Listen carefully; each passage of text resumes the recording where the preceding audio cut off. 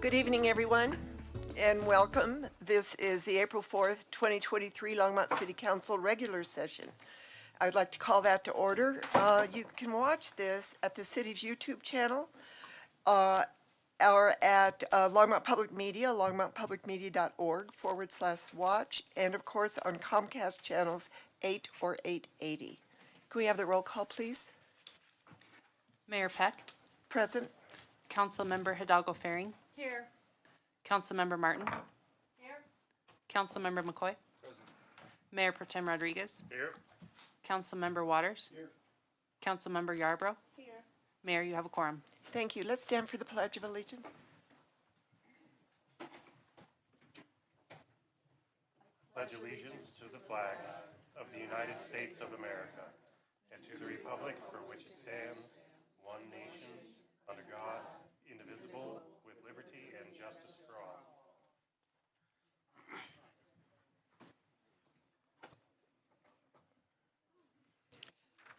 And for the public, anyone wishing to speak at first call public invited to be heard will need to add his or her name to the list outside the council chambers. Only those on the list will be invited to speak at the first public invited to be heard. Each speaker is limited to 3 minutes, and we'd like you to give us your name and address. We are now at directions. Do any council members have directions to give city manager place items on future agendas? Councilman McCoy. No, Hidalgo Faring. Thank you, Mayor. So I did have a chance to briefly discuss with Harold and mentioned it. So last year, we had a joint meeting with our school board. I feel like it is time. I think when I made the motion last year or for last year's meeting, I only did it for the one, but not to have it continual. So I would like to be able to have that opportunity for our council to have another meeting with the school board for the 2023 year. Is that a motion? That is a motion. All right, is the motion to have a joint meeting with the school board, SVVSD School Board, and City Council was made by Councilor Hidalgo Faring, seconded by Councilor McCoy. Do we have any discussion? Councilor Waters? No, I'm going Oh, okay, to take up another topic here. okay. Seeing no one in the queue, then let's vote. That carries unanimously. Thank you. Councilor Waters? Thanks, Mayor Peck. I'd like to offer motion direct to staff, but I'd like to do it if I could in relationship to item 6C on this agenda, which would be out of order, but would make way more sense to do it then. When council members came in, you saw there's a resolution that is sitting at your desk, and that resolution is what I would like to take up in relationship to item 6C. But I realize I'll be out of order. Is it okay that I would take that, I could offer something then as opposed to now? Because it's related to item 6C. So you want to present your resolution at the study session, the study session item C at that time? Yes, and I would like then to make a motion to direct staff. But I realize at that point, it's a little out of order in terms of the agenda. You know, I'm going to leave that up to to Assistant City Manager Sandy Cedar. She said she would address it at that time, since she is the one that runs that legislative overview. I think we can do a motion at that time. I don't know if it's suspending of the rules or, Yeah, you have to move to suspend the rules of procedure. well, then maybe I'll just move to suspend the rules of procedure this evening to add a second opportunity for direction to staff in relationship to item 6C. First, we need to vote on suspending. He could just move the suspension at the time. Okay. I'll just restate the motion. I'll just move to suspend the rules. Let's do it when we are discussing item C. At that part of the agenda. If I offer a motion to direct staff, am I out of order at that time? That's my concern. No. Thank you. Then I'll wait. Okay. A little discussion on procedure there. So we don't have any other motions there, so we're going to go right into the public invited to be heard. the first person on the agenda. Oh, and I do want to ask that when you come up to the microphone, can you put that microphone as close to your mouth as you can? Some people who are watching it on the streamline can't hear you as well. So, the first one is Richard Lear.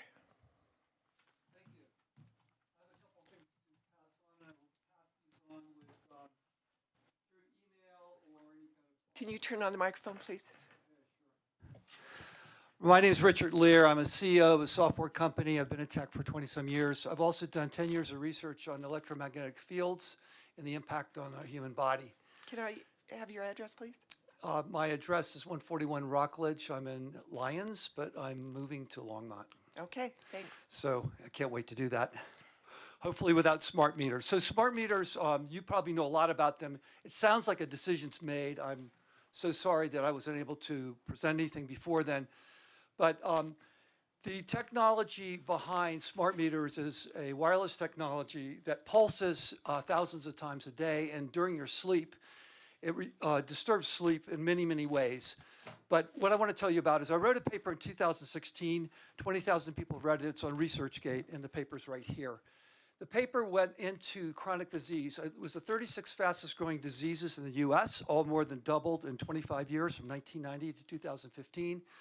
Everything from Alzheimer's, ADHD, autism, erectile dysfunction, things that had never happened before, it exploded. We saw 400 million new evidence of these kinds of diseases.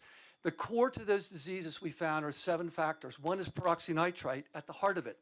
NIH said peroxynitrite is the smoking gun to chronic disease in 2008.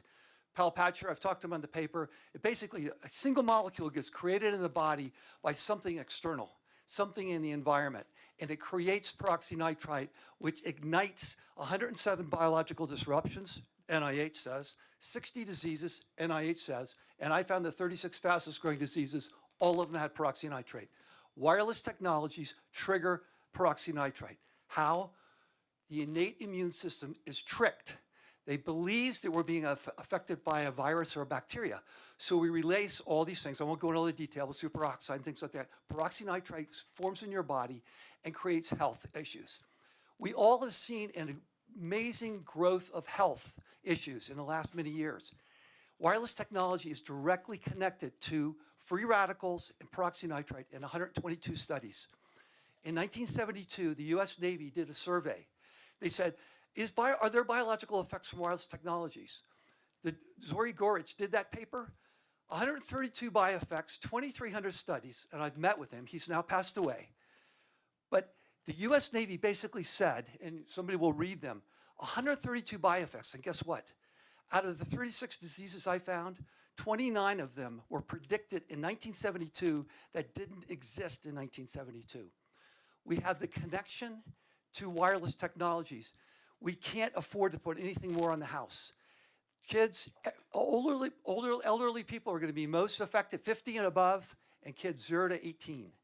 So when you put smart meters on a house, you think it's nothing. It's going to take away sleep. It's going to affect the peroxynitrite in the body, and it's going to create disease. Thank you, I Richard. beckon you guys to think about this before you install these meters, because you will have to live with this. Thank you. When this becomes very clear to the world in 5 years you. that what I just said is truth. Thank Vicki you. Kirsch. What's that? Vicki Kirsch. Thank No you. clapping. No clapping. Not everybody in here agrees with you. We all have our own political views. We need to let everybody have free speech.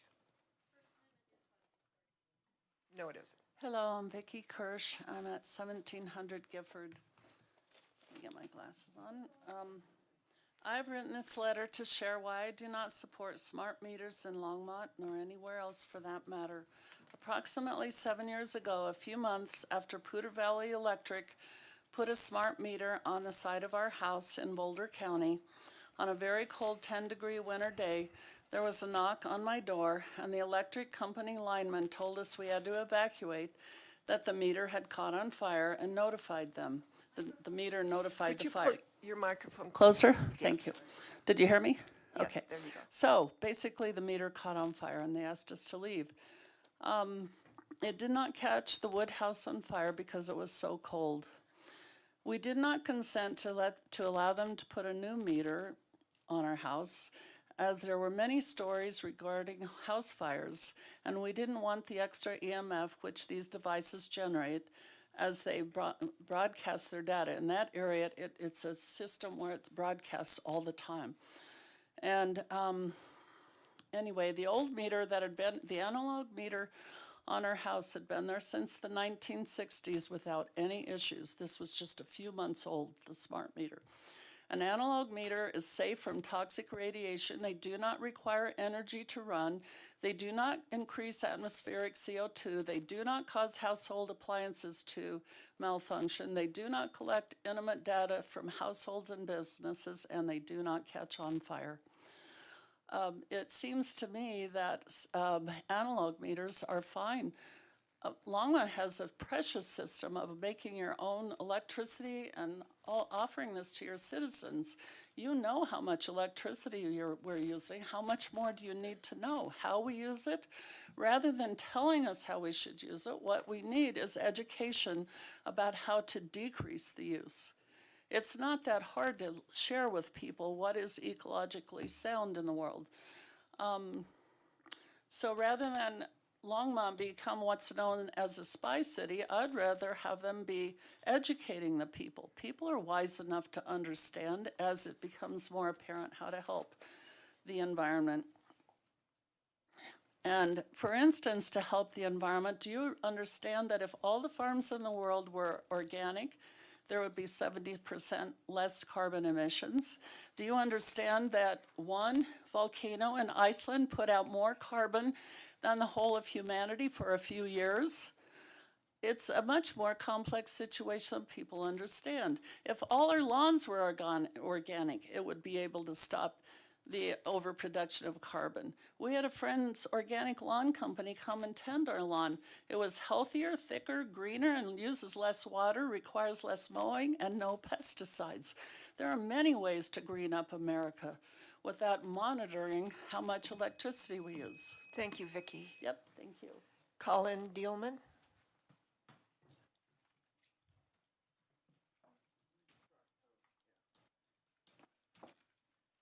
Good evening. My name is Colin Dealman of 5521 5521 103rd Avenue of Westminster. Sorry, new address.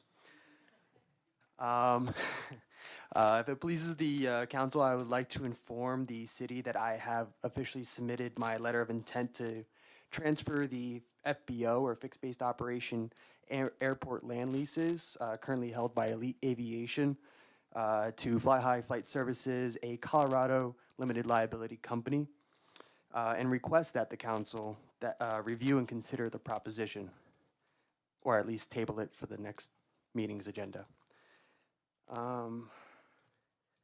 As of right now, the airport manager does possess that letter.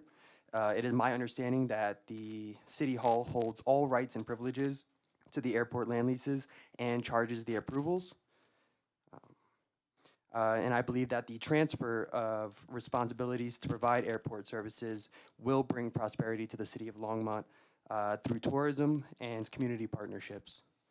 I look forward to working closely with the council, and sorry, there's more than that. And I look forward to bringing a much-needed workforce development to the next generation of Longmont citizens, or residents. Thank you. Thank you, Colin. George Tristan?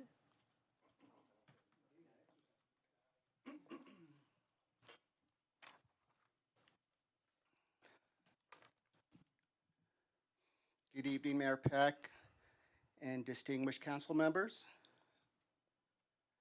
Colorado House Bill. George, name and address. Oh, I'm so sorry. George Tristan, 1703 Whitehall Drive. I should know that by now.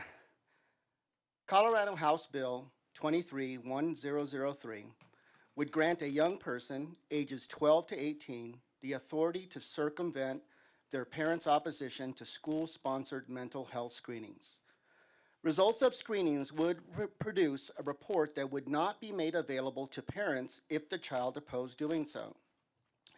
These reports would initiate a process that could lead to psychiatric counseling, drug prescriptions, and even medical procedures. Parents, be warned. Regardless of what political affiliation you hold, your authority and care for the well-being of your children will be in serious jeopardy should this bill become law. In China, the government-imposed one-child policy led to the forced abortion of millions of children. In Africa and the Middle East, government-imposed female genitalia mutilation is a common practice. These are but a couple extreme examples of what governments are capable of if not restrained by the people. Absent abuse or neglect, there should never be any authority granted to the government to come between a parent and a child. Why would our state legislature create a bill designed to restrict parents' rights over their own children? The answer is found in the unnatural and unscientific phenomenon called transgenderism. This bill would place the treatment of gender dysphoria into the hands of state-sanctioned therapists and prevent parents from opting out of the program. It is well documented that girls suffer from gender dysphoria significantly more so than do boys. HB 1003 creates a pathway for an ongoing and progressive treatment plan for girls that includes chest binders, puberty blockers, hormone therapy, top surgery, and even genital reassignment surgery. These medical treatments and procedures are experimental and not yet fully studied. Preliminary data reveals that the effects of these medical treatments result in extreme depression, chronic pain, high rates of suicide, the inability to get pregnant, and a shortened lifespan. I doubt very much that any parent who welcomed a beautiful baby girl into the world would ever have wished this for their daughter. Please join me on Thursday, April 6th at the State Capitol from 10 a.m. to 1 p.m. to peaceably protest House Bill 23-1003 and send a loud message to Democrat legislators that parents' rights must be protected. Thank you. Thank you, George. Diana Chavez.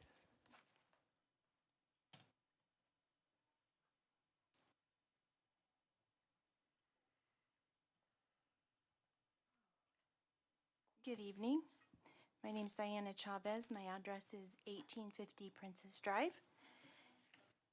I'm sorry? Microphone.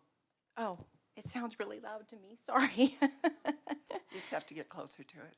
Okay.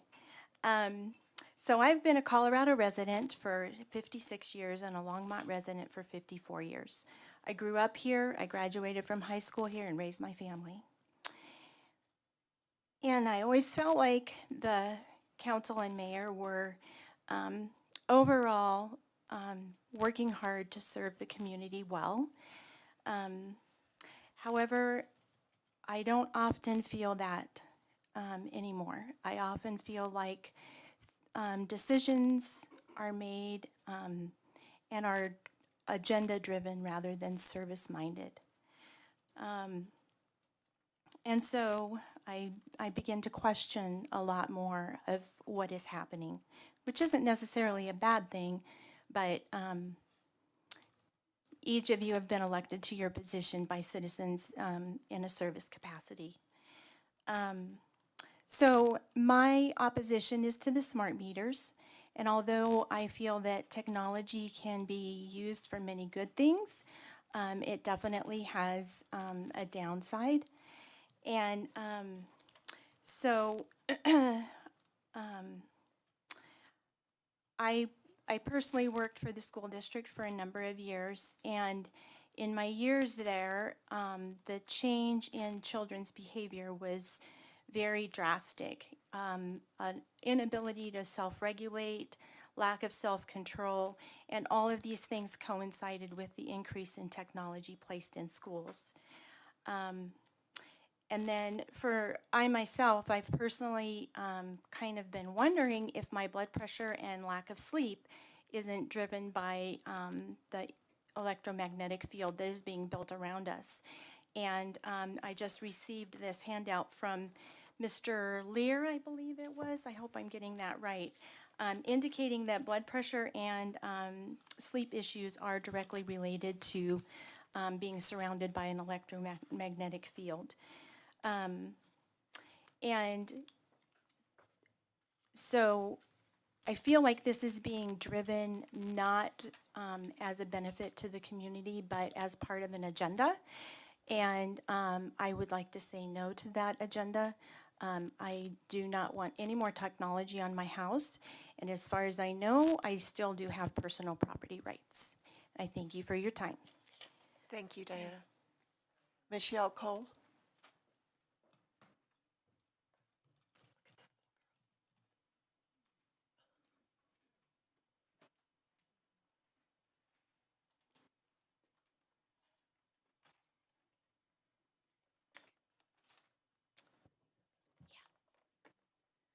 Good evening. My name is Michelle Cole, and I live off Airport Road in Longmont. I'm going to read from a slideshow given by a well-known expert in the field of smart meter technology, Bill Bathgate. There is a special tool that is used to program the smart meter. A malicious actor can easily obtain one of these tools. A physical connection to the meter directly bypasses encryption, allowing privacy to be violated and hacking risk. Insertion of code, altering the network traffic, and injecting malicious code. They can even shut down the power. The default passwords are published in the meter documentation. The network has a weak link. A malicious actor can send a strong RF broadband signal pointed at this network point, blocking transmission, and no readings can be sent to the utility. The AMI meters have tamper protection in them, and when they do not get an acknowledgement back from the utility over a certain period of time, they begin to shut down. You do not need to know the encryption key, just block the transmission to the network access point with an overwhelming RF signal. There is a back door to consumers' data, the Zigbee network. Once access via the gateway is enabled, there is no firewall to block data access. So personal email, video downloads, data, etc., can be accessed by utilities and hostile actors. If you can get on the Zigbee network, you can observe all this type of data. Any actor with low-level technical capabilities can easily hack anyone's Zigbee 2.45 gigahertz network and see all their information real time. This is a complete invasion of privacy and a violation of our constitutional rights. Did the city council and the mayor of this city office, did the city council and the mayor of this city, did they not take an oath of office to protect our constitutional rights? So my question is, who enables the access to the gateway, and why is this enabled? The city has not given full disclosure on all the health and safety risks, including the cybersecurity risks associated with AMI. As a woman living in Longmont, I am demanding for the city to call a halt or impose a moratorium to the smart meter rollout in Longmont until such time as the city can produce expert evidence of their safety. Thank you to everyone who came to speak tonight and shared their concerns about what I believe to not be very smart meters. Thank you, Michelle. Kirby? Yes. My name is Kirby Cole, and I live in Longmont. First and foremost, the Constitution of the United States of America is the supreme law of the land. All public servants in Colorado are required by statute to swear an oath to support the Constitution. I accept all of your oaths of office, and we now have a firm and binding contract in which you will protect my constitutionally guaranteed rights as you have sworn to do. I am the expert on my home, my family, and our health, and I have seen no evidence that AMI is safe or beneficial in any way to we the people. I have only seen evidence that these devices will trespass on our property, cause harm, and force people to pay for electricity that they are not using. Theft, harm, and trespass are against the laws that you have all sworn to uphold. Conducted emissions, aka dirty electricity, are the noise components that are generated by a device or subcircuit and transferred to another device or subcircuit via cabling. Conducted emissions must be kept low or they can propagate through cables and reach other devices, causing problems. All smart and the digital opt-out meters currently transmit spiked high-frequency voltage and magnetic currents backwards onto the home wiring systems, creating a huge antenna amplifying these emissions. None of these devices are in compliance with the Federal Communications Commission rules for conducted emissions for either Class A or Class B devices. Tests have shown that these meters are producing conducted emissions more than 10 times the FCC limits for Class A and B devices almost continuously.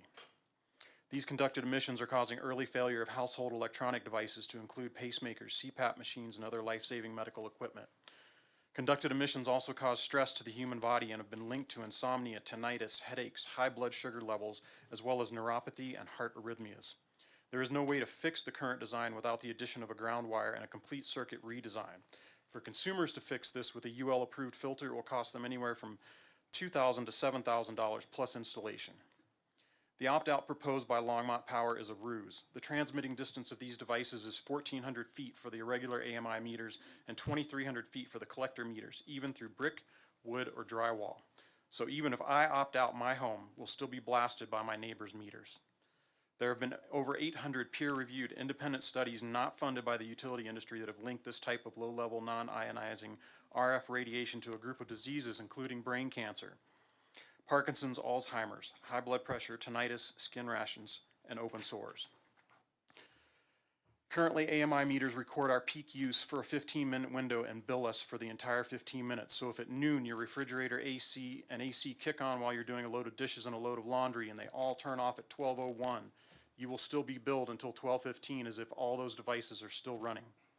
Charging people for electricity that they are not using is theft. There was a report called the Navigant Report that showed power bill increases as much as 25 to 40% higher year over year after the installation of so-called smart meters.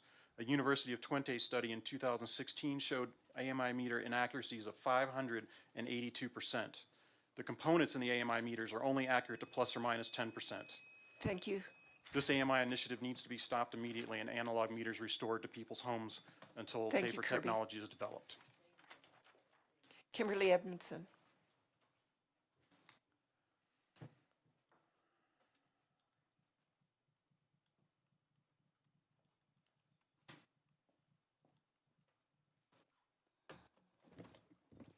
Hello, I'm Kimberly Edmondson on Bittersweet Lane here in Longmont. I'm here again to ask, no, I'm actually going to demand that you halt the rollout of these smart meters. Myself and other concerned citizens have attempted to inform you of the potential harm that these meters cause, not only to humans, but to all life forms. Yet here we are, and it seems the city still had plans to go forward with this unproven to be safe technology. Despite having been informed, there is complete lack of science to prove it is safe, and plenty of science to say the complete opposite. As a mom, this concerns me a great deal. This council is more than happy to add another layer of electromagnetic radiation to blast this entire community to save the planet, when the very technology you want to install in every single building has been shown to cause potential harm to all life on Earth. As an adult, I feel this existing technology impacting my health. I have to wonder what in the world it's doing to my 8-year-old twins, who perhaps don't know how to explain how they feel with precise words. As a child, I never had headaches. My kids occasionally complain of them, sometimes after a long day of iReady testing on laptops at their school. They can no longer use my iPad or phone because they get headaches from it. I have to drive them to a different school that does not give iPads to every student because our local neighborhood elementary school issues every single student an iPad. That same school refused to allow me to take measurements with an EMF meter to see if I felt okay sending my kids into that environment for 6 hours a day. And now the city wants to install a meter onto my personal property to radiate my children and myself 24/7. And if I don't agree with that, charge me extra for it. Never mind that according to many sources, these meters never save anyone money and always raise bills. What will the city do for people when they realize the meters are having a negative impact on their health? Replace them for free with a fully analog meter?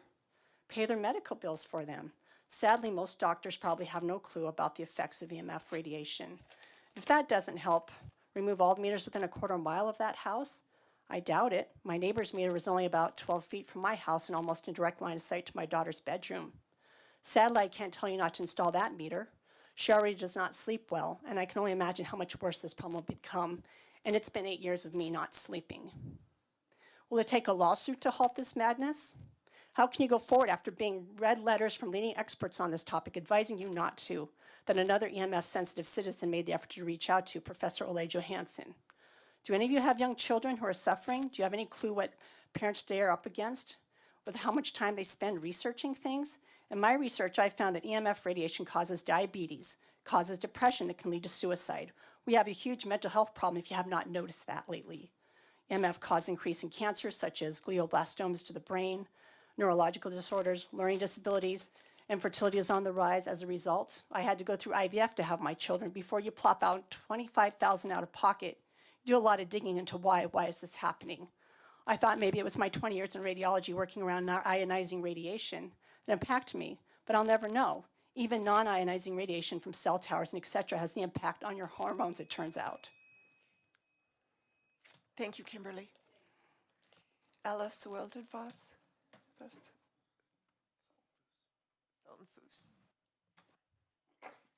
I'm sorry, I butchered your name. And that's why I go by Alice.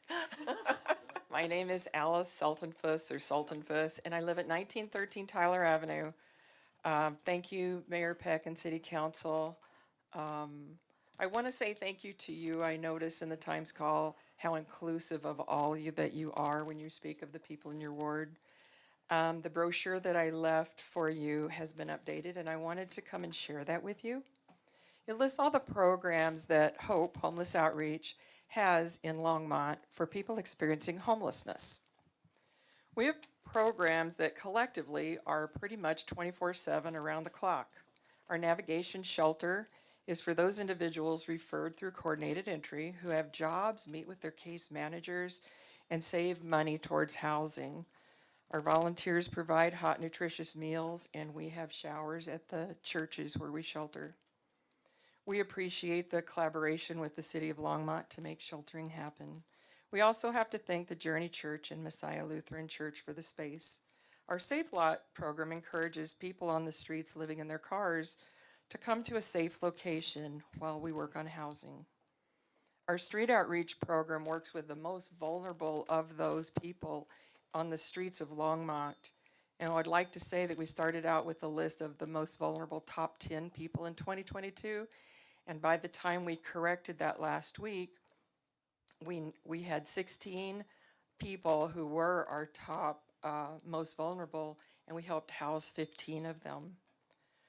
Today we had day shelter. It was cold, whenever it's really cold, and there's the winter elements like it's been since before Christmas. We try and provide emergency sheltering and day sheltering. I just would like to let everyone know that so far we have housed 75 people in 2022, and we're well on our way to housing more, and I appreciate all of you. Thank you. Thank you, Alice. Gary Hodges.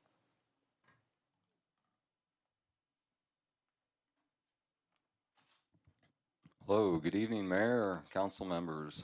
Thank you for this opportunity. My name is Gary Hodges. I'm at 2148 Stewart Street.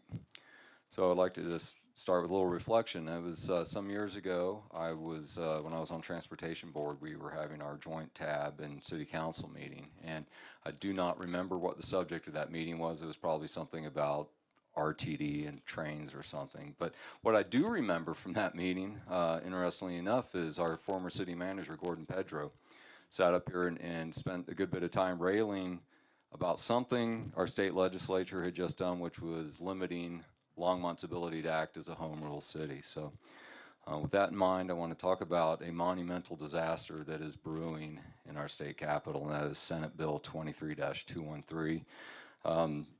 In a nutshell, it removes the ability of Tier 1 cities to self-determine residential zoning. It's quite long. I've been reading the summary of it, but in essence, what that means is in any residential neighborhood, a house could be torn down in duplex or townhomes, maybe a fourplex or even a 6-unit multifamily structure built right next to your house. All comes under the euphemism of middle housing, so it's a nice sounding name for that disaster. Another thing it does is removes the ability for cities to limit the number of unrelated people living in a household. So it basically is codify flop houses in all our cities. So maybe some of you guys have homeowners associations. You're thinking, okay, I don't have to worry about that. Wrong. It prohibits homeowners associations from limiting what comes down in the Senate bill. Our houses, our neighborhoods, et cetera, they're designed for similar size houses. And, imagine in your backyard now when you go out and sitting there grilling or whatever. Now you've got a 2 or 3 story structure in your neighbor's backyard, and they're looking over their balconies at you. Good gracious, where's my 3 minutes go? All right, so I'm going to skip some stuff and just say, I wonder if Mr. Pedro was here, I wonder what he would think about this. Would he have a similar response? And I just would like to urge all of you, particularly Mayor Peck, to join with our sister Tier 1 cities of, for example, Castle Rock, Louisville, Westminster. There's about 20 of them.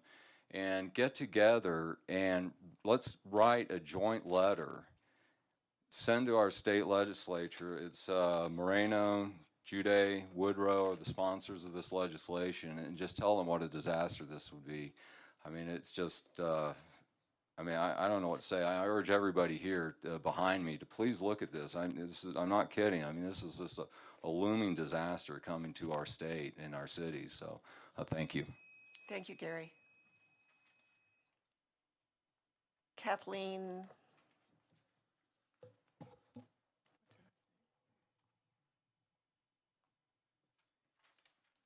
It looks like Sands. Hi there, I'm Kathleen Sands with Lions Climate Action. Thank you. And I'd like to give my initiative of pesticides a quick plug before I get started with smart meters and Kathleen, can you give us your address, please? 1612 Green Place, Longmont. Thank you. So thank you, Marcia, for working on the pesticide issues in our lovely city and all of the other sustainability things. I'm very proud of the sustainability work and climate work we've done here. However, I'm very concerned about smart meters. I have one on my home because I got solar, and I'm very concerned about what I've heard, what I've read, and my son's window, it's right below my son's window. And I had just talked to a guy who said his neighbor, his 8-year-old neighbor had a brain tumor. And they determined that it was from the smart meter on the other side of her wall, so they had to move it, and then she immediately started getting better. So I am concerned about my son, I'm concerned about my family, and I don't know what to do because they say they can't switch it out. So we can talk more about the details in the tech part afterward if you want to. But the research that I've learned, another thing that concerns me is that one thing that I've read is that bills get 10% higher because of the way that they measure the spikes. And it's already very, very high, even with solar. Paying about $460 a month right now with solar. I'd hope to get to zero, but it's at $460.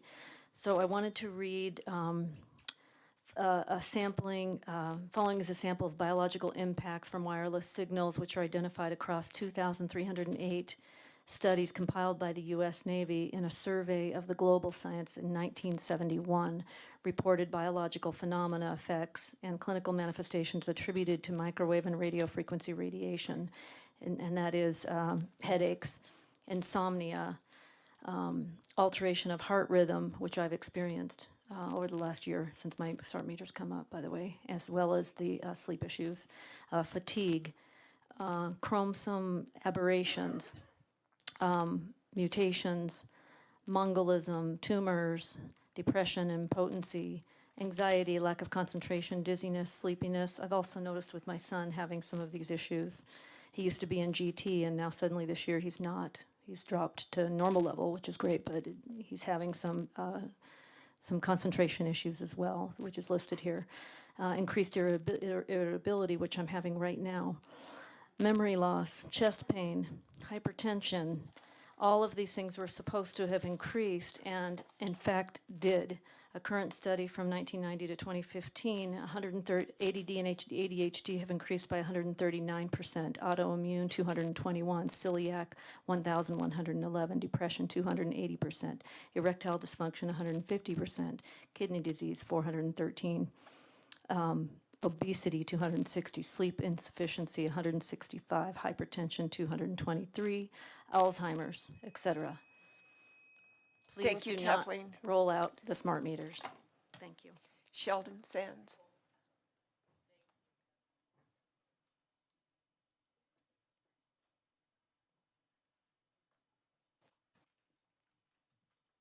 Greetings. I'd like to thank the mayor and the council persons for allowing us this opportunity. My name is Sheldon Sands, and I own the property at 1612 Green Place in Longmont. I'm also asking if you would, I know that the plan is to roll ahead with the smart meters, if there's any way to just please put a moratorium on so that there could be more public comment, more research, more study. I'm going to read you this. The effect of the appeals court ruling on digital meters. Policymakers working to serve the interests of their communities and the general public would benefit from the information to follow.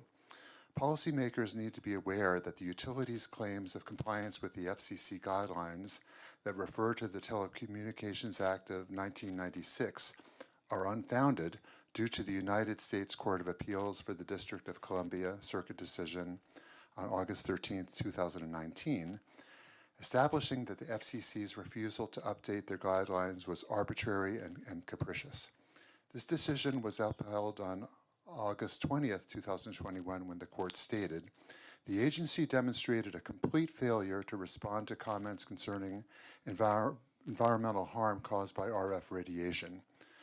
The court found the FCC ignored the numerous organizations, scientists, and medical doctors who called on them to update limits, and the court found the FCC failed to address these issues: impacts of long-term wireless exposure, impacts to children, the testimony of people injured by wireless radiation, impacts to wildlife and the environment, and impacts to the developing brain and reproduction. Thank you. Thank you, Sheldon. There's a website with information. I'd like to submit this. Okay. Who would I hand it to? The city Oh, okay. clerk. Thank you very much. Ingrid Moore.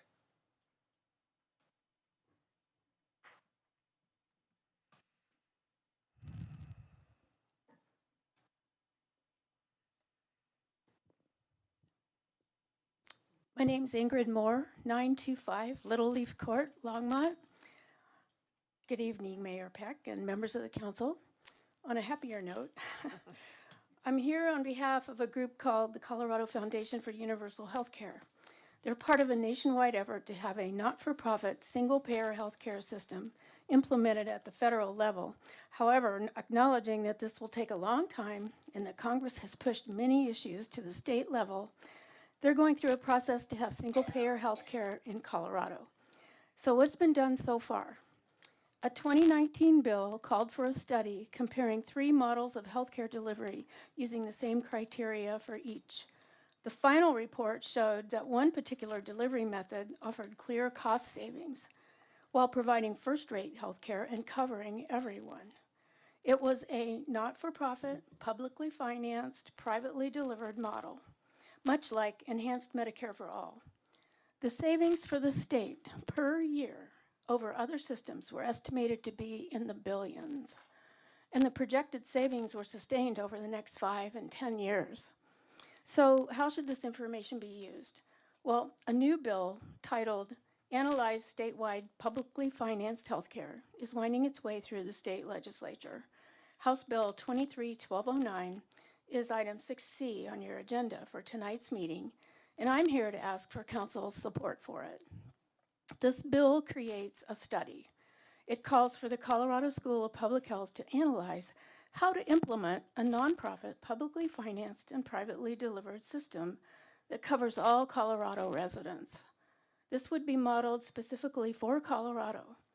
The bill also creates an expert advisory task force. The product will be a report to the legislature due by October 2024. They will look at such things as what could a universal healthcare system in Colorado look like?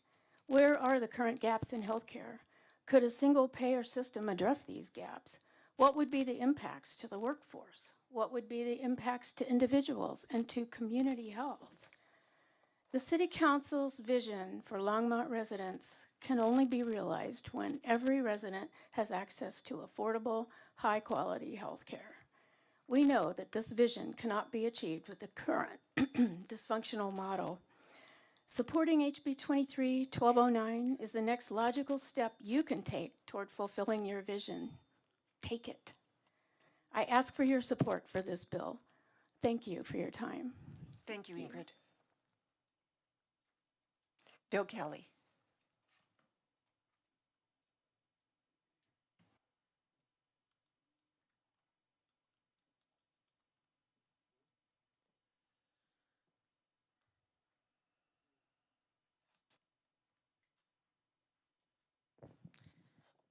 guess I better put on the specs. Get down here. Okay.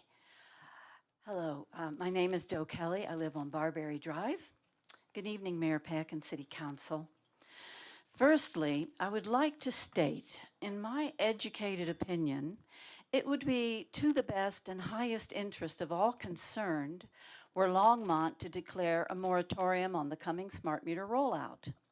It is not lost on we the public the topic of conflicts of interest and potentially to do with the smart meters to be rolled out citywide this summer. I applaud Mayor Peck's idea of creating an ethics committee for the city to investigate such potential conflicts. I quote from last month's article in the Longmont Leader titled, "Longmont's Conflicts of Interest Policy is Too Weak." Quote, "Central to City Council's ethics discussion should be the adoption of a conflicts of interest policy in the municipal code for City Council and boards and commissions. As it stands now, according to the city's planning director, boards and commissions are instructed to follow Rule 7 of City Council's Rules of Procedure called abstaining from vote. Rule 7 is a two-sentence statement which requires abstention from a vote regarding a matter before council if a council member, a board member, or a planning and zoning commissioner has a personal, financial, or other conflict of interest or appearance thereof which would affect public confidence in any matter to be voted upon or otherwise officially considered." It goes on to say, "There's a loophole to this requirement. It is up to the disclosing council member, commissioner, or board member to decide whether he or she has a conflict of interest that requires abstention, thereby making it an ineffective policy." So I leave you with this one question. Based in the above-mentioned criteria of an appearance of a personal, financial, or other conflict of interest which would affect public confidence in any matter to be voted upon or officially considered, how would we the people know if such a conflict of interest exists on this council on the subject of smart meters if said council person is the one to decide for him or herself whether or not to recuse? I rest my case with this question, something for you all to think about in light of the decision to bring smart meters to Longmont. Thank you, Doe. Thank you. Tara Menza.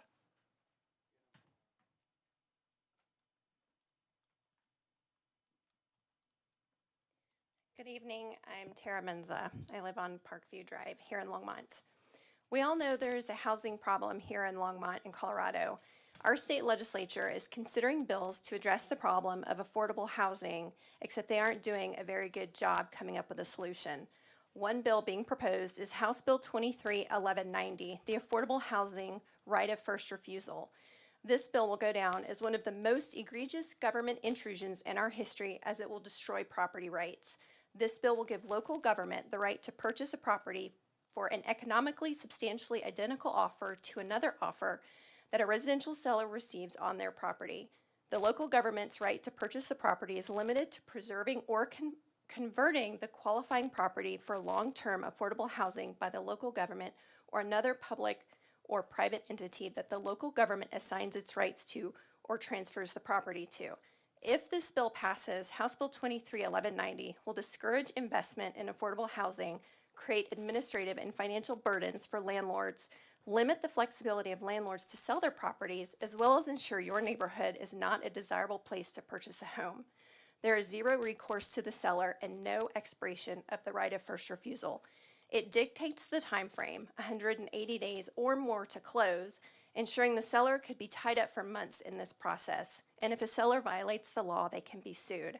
I certainly hope Longmont does not feel the need to enter the real estate market by supporting this bill and encourages our policymakers to think of broader solutions rather than eroding property rights from your citizens. On another note, instead of focusing on the crime issue in Colorado, our state legislature has introduced House Bill 23-1057, Amenities for All Genders in Public Buildings, which ensures all newly constructed public buildings and each public building in which restroom renovations are estimated to cost $10,000 or more that is wholly or partly owned by the state, county, or local municipality to 1, provide a non-gendered restroom facility, or a multi-stall, non-gendered facility on each floor where restrooms are available. 2, ensure that all single-stall restrooms are not designed for any exclusive use by any specific gender. And 3, allow for the use of multi-stall restrooms by any gender if certain facility features are met under the 2021 International Plumbing Code. This whole 9-page bill essentially makes it legal for grown men and women to use the same restrooms as little boys and girls, and I'm not talking about parents going into restrooms with their children. I wonder how many lawsuits will happen when crimes are committed in these bathrooms because our state legislature was too focused on making sure bathrooms were non-gendered instead of focusing on tightening up their soft on crime policy. One such soft on crime policy that is headed to the Judiciary Committee tomorrow is House Bill 231169, Limit Arrests for Low-Level Offenses. This bill thinks it will address low-level offenses by issuing a summons in lieu of arrest, therefore improving public safety. However, this bill will only seek to increase crime as criminals will be allowed to get away with so much more without any repercussions. Thank you, Tara. Thanks. So it looks like we have a group from NIWAT here. I see all of you sitting in the back, but I don't know what this is about or any addresses. So do you have one speaker or do all of you want to speak? One? Oh, okay, got it. So I see your names up here. Sorry. Alex Depew?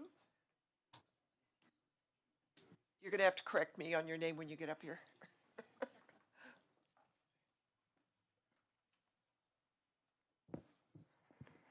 Hello, my name is Alex Deputat, and I live at 4901 Nelson Road. I am here today thanks to the opportunities my grandparents were given by generous Americans. After fleeing Ukraine, as Russia invaded in the 1940s, my grandparents and their families were given the chance to build a life in America. I am a proud American with a Ukrainian heritage. My senior capstone project, Strength for Ukraine, aims to support the Ukrainian refugees who are escaping that same aggression today. Approximately 15 million Ukrainians have either left their country or have been forced to relocate to another part of Ukraine. That is twice the population of the state of Colorado. Many of them cannot return to their homes because they have been destroyed. As of today, I have been able to raise over $13,000 for Ukrainian refugees. My largest fundraising event was a dinner and presentation called A Night for Ukraine, which raised over $9,000. On Thursday, April 13th, I'm hosting another fundraiser at Silver Creek High School. All funds raised will go to local and international organizations who are providing direct support to Ukrainian refugees. At this event, there will be guest speakers who have firsthand experience helping refugees from Ukraine, along with a presentation about the magnitude of the humanitarian need. We will also have a recent Ukrainian refugee who will perform some songs to highlight the culture of Ukraine. I have some flyers here with more information. And by organizing these events, I've learned a lot about the struggles that Ukrainians are experiencing and the impact our donations can have.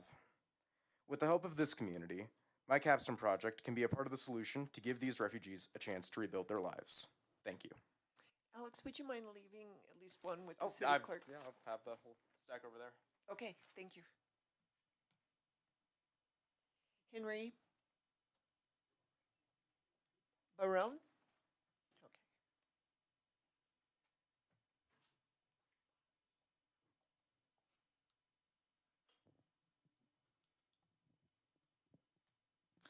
Good evening, City Council. My name is Henry Baroni, and my address is 4901 Nelson Road, Longmont, Colorado.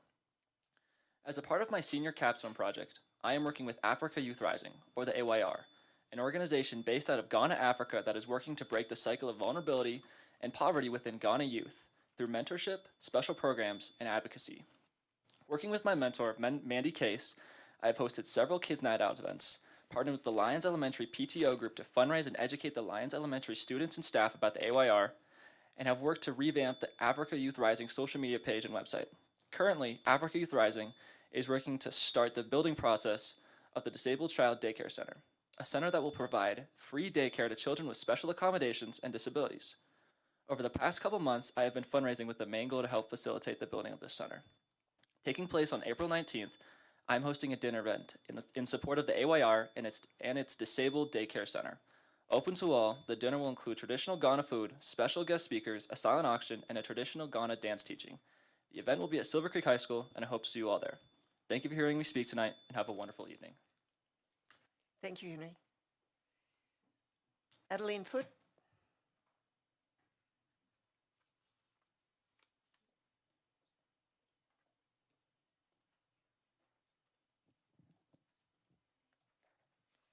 Hello, City Council members. My name is Adeline Foote, and my address is 4901 Nelson Road, Longmont, Colorado.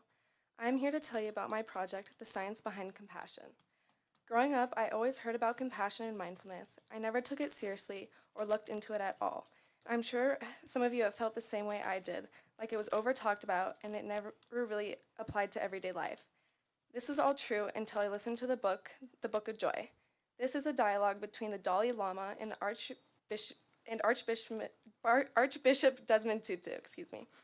To my surprise, I thoroughly enjoyed this book. It was funny, engaging, interesting, and they backed up all claims about compassion with science. This is where my light bulb went off. When I found out science backed up all these findings surrounding compassion, I knew the project I was going to pick for my senior year. With the help of my mentor, Dr. Ashley Potvin, who works at CU in the Crown Wellness Institute, my goal for this project is to educate people about compassion in a way that is unintimidating, easy to understand, and using science and scholarly sources to support my findings.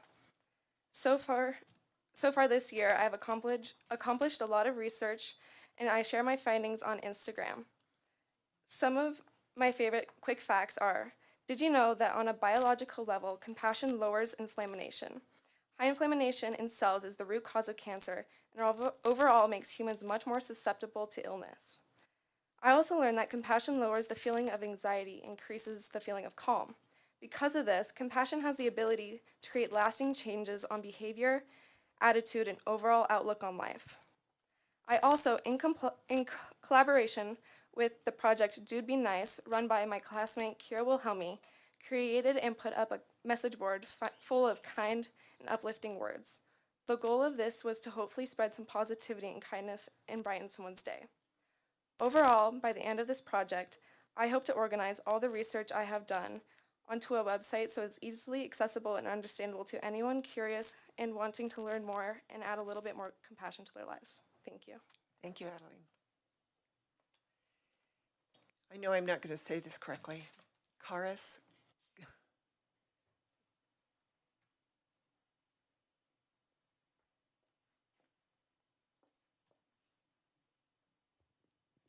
Hello, City Council members. My name is Karis Corsal, and my address is 4901 Nelson Road. I'm here to talk to you about my senior capstone project, Walks for Wellness. When trying to think of an idea for my project, I knew that I wanted to do something that would help students manage the everyday stresses and challenges that we face, but I originally wasn't sure exactly how to do this. After thinking a little bit more, I realized that one of the most effective ways I've been able to deal with these stresses in my own life is simply getting outside.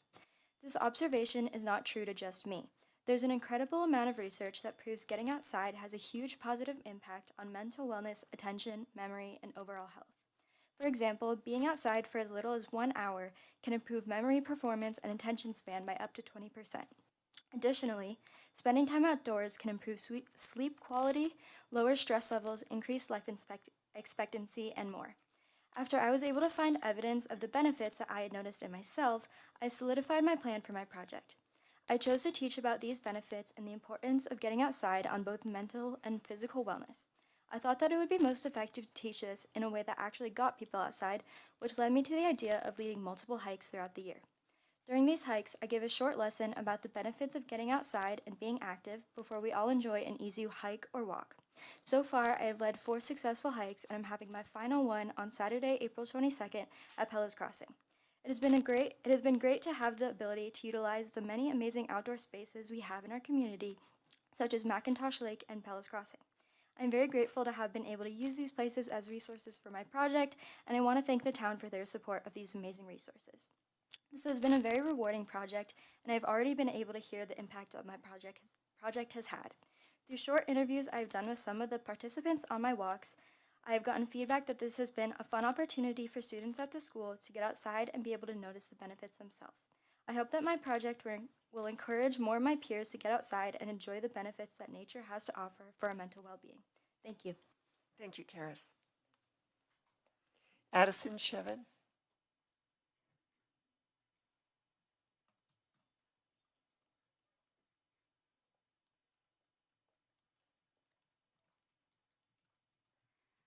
Hi, my name is Addie Shevin. My address is 4901 Nelson Road, and I'm here to talk about my capstone project. My project is called Helping Harmonies, and it's in support of the Future Arts Foundation, which is a nonprofit organization that raises money to donate to schools around Colorado that have had their music funding cut, and they collect instruments to donate to victims of the Marshall Fire and children of teachers and first responders. I chose to do this for my capstone project because music has impacted my life in so many ways, and I want other students to have the same opportunities. To support this foundation, I'm holding benefit concerts in which all of the proceeds are donated to the foundation. With the help of my mentor, Bonnie Sims, who headlined with her husband, Taylor Sims, and Kyle Donovan, who opened the show, I held my first event in December at Longmont Public Media, which was successful, and I raised around $900 for the foundation. Getting to know new people around town and working with Longmont Public Media was a huge benefit to this project, and I'm so grateful to have been able to use that space. I'm holding my second and final event on April 23rd from 5 to 8 p.m. at La Vita Bella that will feature local artists and be headlined by Fox Feather. If anyone knows local artists who enjoy performing and are willing to donate their time, feel free to reach out as I'm looking for acts. If you'd like to come support a great cause while listening to local music and enjoying great food with friends and family, you can find a link to purchase tickets at Helping Harmonies on Instagram. I hope to see you all there, and I can't wait to further support this foundation. Thank you. Thank you, Addie. Quinn Lockwood.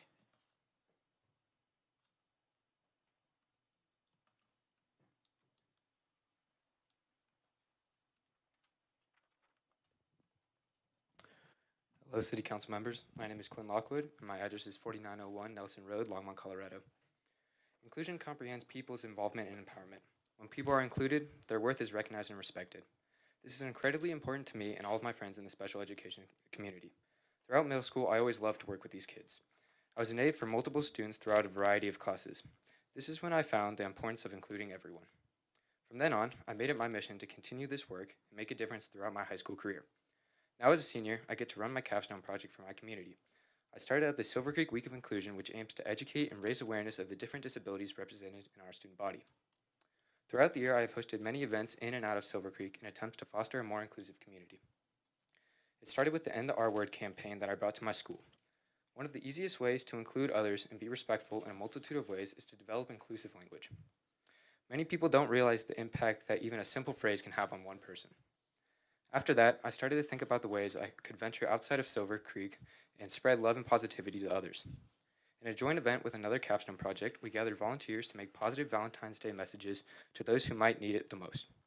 I focused my Valentines towards the Imagine Foundation here in Longmont, which provides services designed to incorporate people with developmental, cognitive, and physical challenges into the fabric of their community. This event allowed me to meet a great organization and plan possible future events focusing on including everyone around us. With all of the outside community work put together, I found the best way to run an event within my school to promote the inclusivity. The actual Week of Inclusion was a type of spirit week that focused on honoring the disabilities in our school system. I was able to host a pep rally for the whole school to showcase our unified athletes through a staff versus unified basketball game and bring awareness to everyone's differences and how we can accept them. The following week had many different themes and activities for our school to participate in, which all linked back to some type of disability awareness or cause. I plan to further my project through more events and create ways for some of my other classmates to participate in. Coming up in May, our district has the Unified Day of Champions, in which I am trying to gather volunteers to help run an amazing event. This event is a way for some of our students in the district with varying disabilities to have a fun track and field day at Longmont High School. Overall, I hope I am able to create a more linked and connected community that everyone enjoys. Thank you. Thank you, Quinn. Micah Stevens.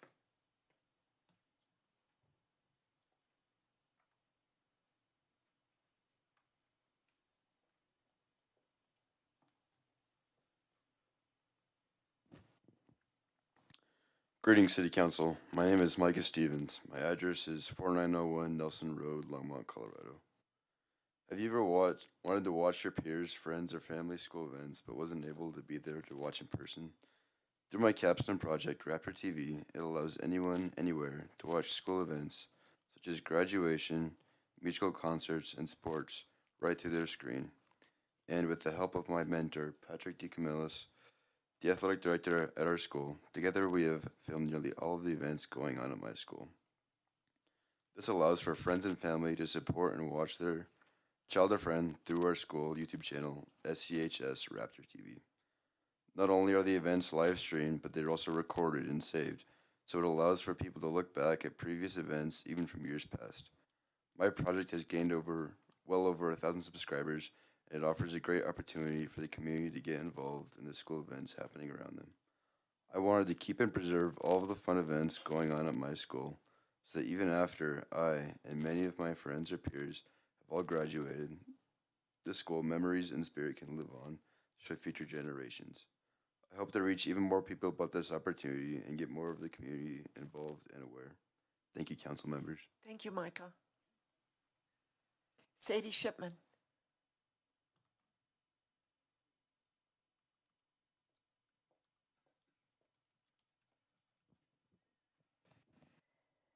Good evening, council members. My name is Sadie Shipman, and my address is 4901 Nelson Road, Longmont, Colorado. This past year, I've partnered with my classmate, Leonie Richardson, to run our senior capstone project, Put a Smile on a Senior. We took this project over from last year's senior Bryce Gore because we like the message that it sends, that people deserve attention and love no matter where they are in their lives. With the help of our mentor, Cherry Powers, we've been able to pretty consistently schedule and run 1 to 2 activities each month over the past 6 months at Beatrice Hover Assisted Living Community over on Charles Drive off of North Hover Street in Longmont. Ms. Powers works as a life enrichment director for Beatrice Hover and has been an invaluable bridge between us and the community. She's helped us plan events around the center's schedule, which has allowed us to not only stay out of the way of the center's events, but has allowed us to expand the amount of people who come to our own activities. We went from our first meeting in October having only 4 residents participate to having 10 people show up to our most recent meeting in March. This may not seem like a very big change, but it's very gratifying for us to see because last year, Bryce was hardly able to come in and hold activities due to COVID, and we also had a month where it came back and shut down our capstone once more. Luckily, it didn't last long, and we've been able to go back since and have fun with the residents. We hope that by doing things together like learning how to fold origami, making Thanksgiving crafts, or dancing to some old favorite songs, we can help the Beatrice Hover community to grow closer with each other and with Silver Creek students like ourselves who will run this project when we're gone. Now I'd like to turn it over to my partner, Leonie Richardson.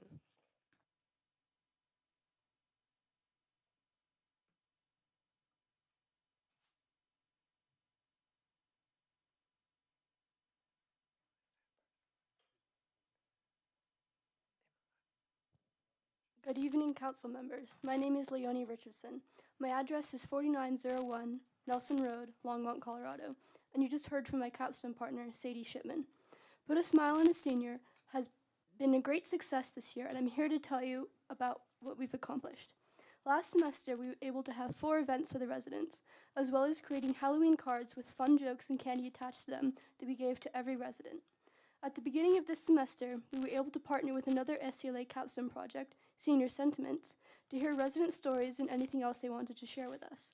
Unfortunately, after this event, Beatrice Hover went into COVID lockdown for a month, and we were not able to participate in the events with the residents. However, we got our SCLA class to create Valentine's cards that we dropped off for the residents of Beatrice Hover. When we were finally able to participate in events again, we held a St. Patrick's event where we made wreaths, and we had some students from our school play fiddle music for the residents. These students are part of Silver Creek High School's fiddle group and played a variety of Irish and Scottish music. We are currently in the process of planning our last few events for the residents, which we are thinking will include a party at the end of this month, hopefully 60s themed. We hope that this project will continue in future years, and we have heard from our mentor, residents' children's and friends, and even from the residents themselves, that they thoroughly enjoy our activities, and they even kept some crafts from this year and previous years. This has been a wonderful project and has opened our eyes to how much knowledge can be found outside of our normal social circle. Thank you for your time. Thank you, Leonie. Emma Hunt.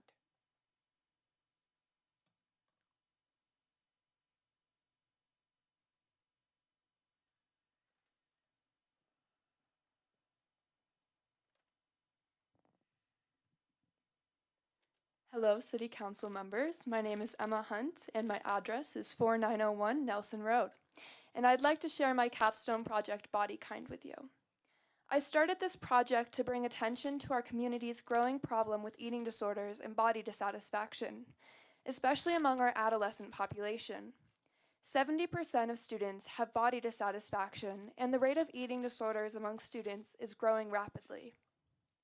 According to subjective data, the hospitalization rate for kids at Silver Creek High School due to eating disorders has tripled since the beginning of the pandemic, which is far greater than the already high national increase of 200%. My project tackles this problem on multiple fronts. To help prevent body dissatisfaction among adolescents, I've worked closely with Denise Hamburger, the founder of Be Real, which is a nonprofit organization spreading body confidence across the U.S. through their new high school curriculum, Don't Weigh Me in School campaign, and teacher workshops. This past year, I've taught the Be Real Body Kind curriculum to over 300 high school freshmen. This entails 4 lessons on appearance bias, compassion for self and others, and taking action in the community. After teaching the first and second semester students remarked on how relevant the material was to their lives. My own experience teaching the curriculum matched the positive outcome of when Be Real originally piloted the curriculum. These lessons were originally piloted at the Brooklyn Center High School outside of Minneapolis, which had amazing results. The University of North Carolina tested and analyzed the findings of the pilot study and submitted the results to an academic journal. In order to prevent eating disorders as a whole in schools, I give an hour-long presentation on school-based eating disorder prevention to school faculty. In the evidence-based presentation, we go over 50 years of research on body image and eating disorders, and tie it into 5 steps we can take as a school to implement preventative measures.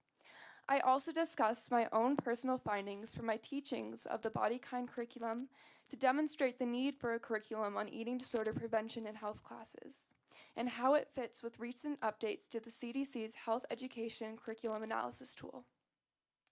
In addition to my work with students and teachers, I've also helped grow Be Real's social media, worked with Harvard professor Dr. Bryn Austin to remove harmful diet pills from over-the-counter sale, compiled useful healthcare loopholes for affordable eating disorder treatment in our community, which is now being used by counseling departments in our district, and posted videos answering anonymous questions on eating disorder misconceptions to help destigmatize eating disorders.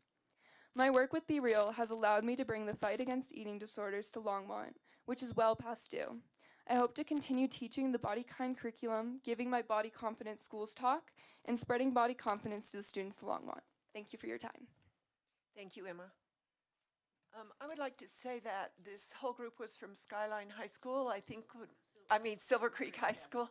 I knew it was an S word. So I think I made a mistake on my list. There is an entry that just says Niwot, Boulder County. So I just wanted to recognize you. Thank you very much. Steve Altschuler.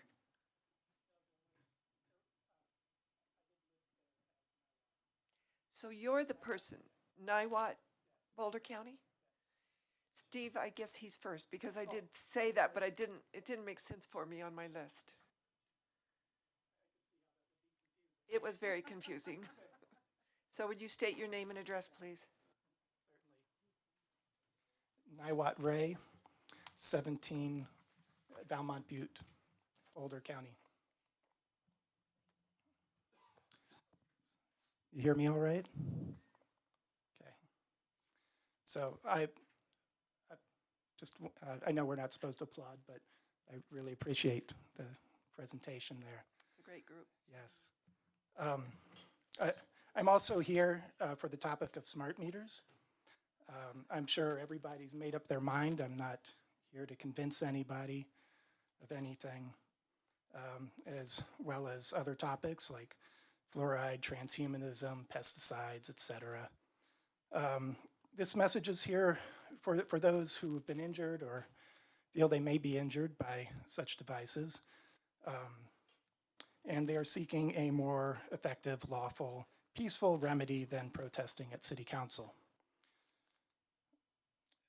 If you want to contact us, The address is niwot@tita.casa. Again, niwot, Niwot, at tita, T-I-T-A, .casa, C-A-S-A, as in a house.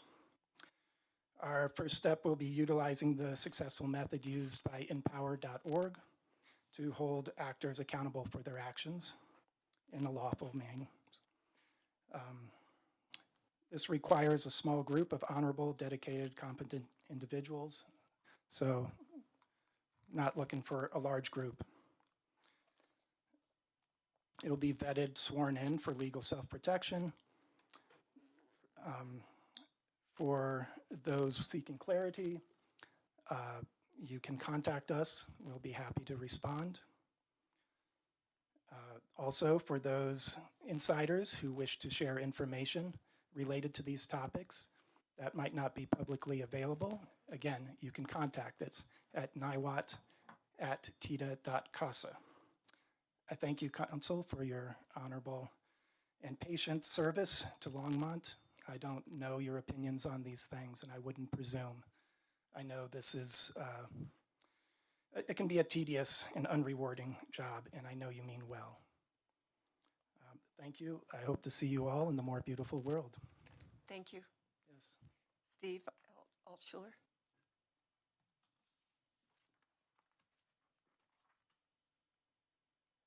Steve Altschuler, 1555 Taylor Drive.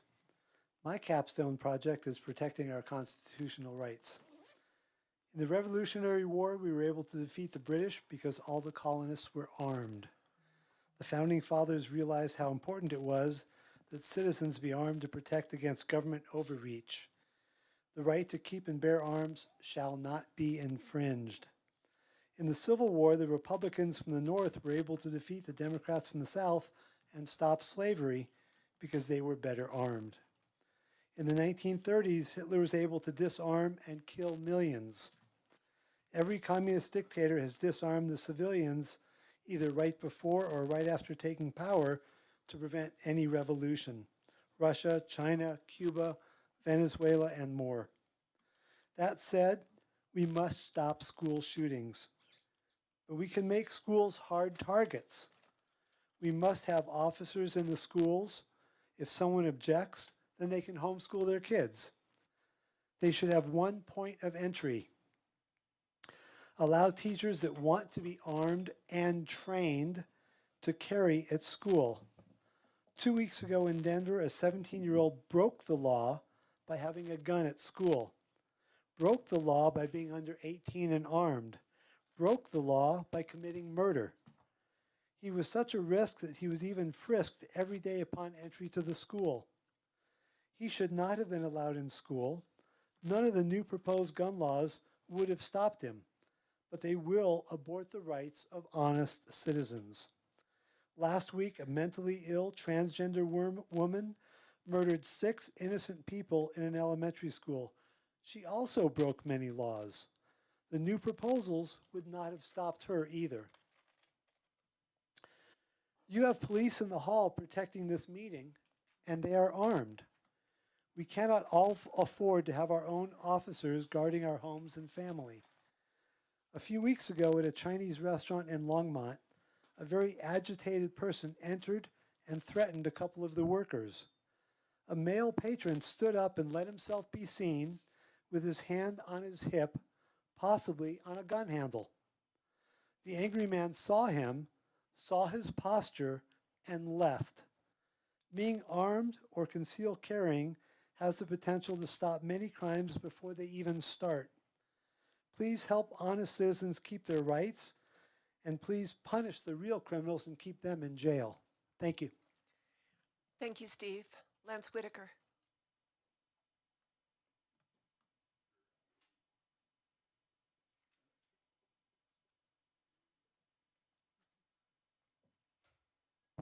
Mayor and Council, my name is Lance Whitaker. I live at 1750 Collier Street.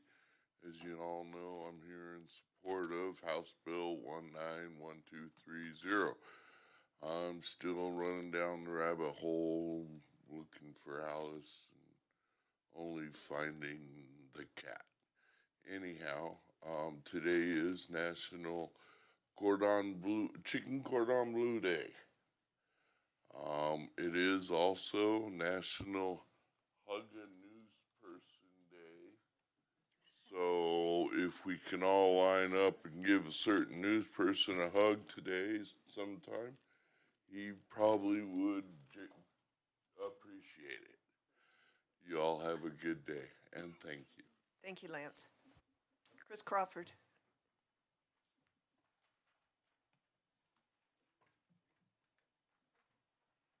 Is Chris Crawford here? Oh, there she is. Hi there. Yes, hi, my name is Chris Crawford and I live at 914 Champion Circle. I am an original homeowner in the Champion Greens community by 9th and Airport, and I am speaking this evening to convey my firm opposition to the proposed townhome community of 57 structures at 8513 St. Vrain Road. The parcel of land is adjacent to the west side of our neighborhood, an area that was severely impacted by the catastrophic flood of 2013. The goals and policies of Envision Longmont state that the risks and effects associated with future flood events or other disasters should be minimized by directing future growth and public/private investment away from the flood-prone areas, except for the purposes of hazard mitigation or ecological restoration. Just by this measure alone, this project should not proceed. The proposal submitted by the developer requires that all construction take place only through our neighborhood, with access points on the southwest and northwest sides of our community. This would necessitate tearing down sections of our fence, tearing out mature shrubs, ripping out established sod, and destroying the sidewalks alongside them. Regarding driving construction vehicles through our neighborhood, Longmont Municipal Code Section 113210 states that it is unlawful to drive any truck or other commercial vehicle having a total empty weight in excess of 7,000 pounds on any public street within the city, unless the roadway is specifically designated and posted as a truck route. The weights of vehicles used for construction are much greater than this 3.5-ton limit. If this development were to be approved as proposed and then completed, it is estimated that there would be an additional 114 vehicles flying through our normally quiet, peaceful community, which would adversely impact the safety and security of homeowners in our community. This would be on top of the abhorrent conditions that the construction would impart on us homeowners in the first place. With respect to parking, the Declaration of Covenants, Conditions, or Restrictions of Champion Greens states that no trucks larger than 1 ton or commercial vehicles may be parked or stored anywhere within our community, so they are visible from neighboring dwelling units or from the street, except in emergencies. Our modification review guidelines state that there's only parking on one side of the street along our Central Park area, and it was explained to me at the time I purchased my home, this is done to keep one side of the street clear at all times to accommodate the passage of emergency vehicles through our significantly narrower streets as compared to the other residential streets in Longmont. Passage of emergency vehicles is a very grave concern in our community. Thank you, Chris. Thank you. Steve Lane.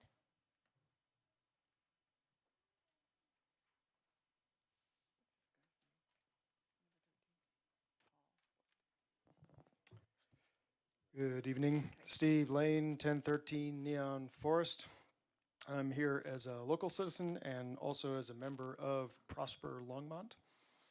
I'd like to express strong support of the fee waiver program that you are considering tonight, item 6B, for attainable and middle tier housing.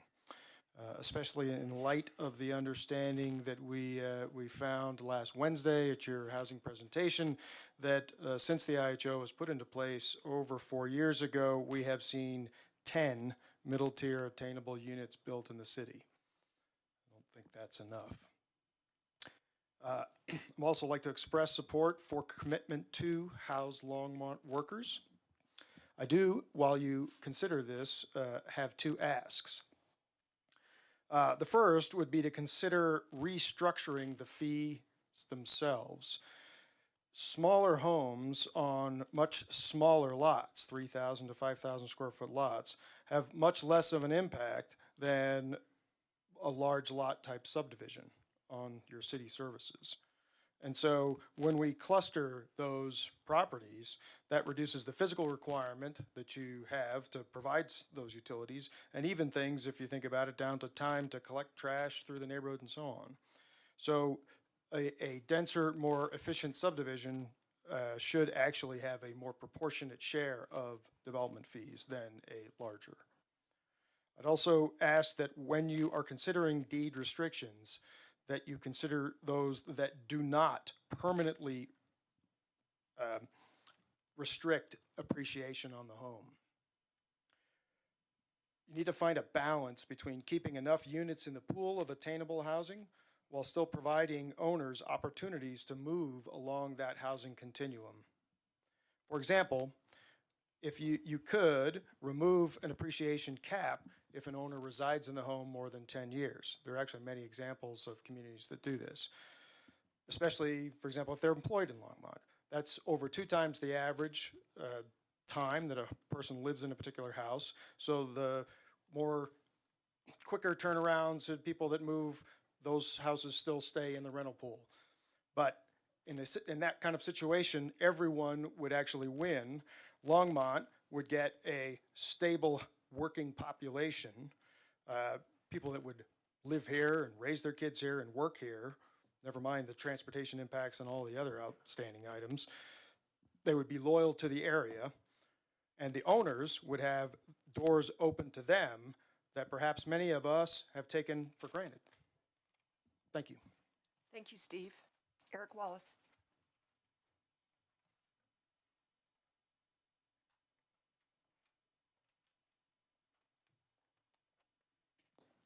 Good evening, Eric Wallace, 339 Pratt Street.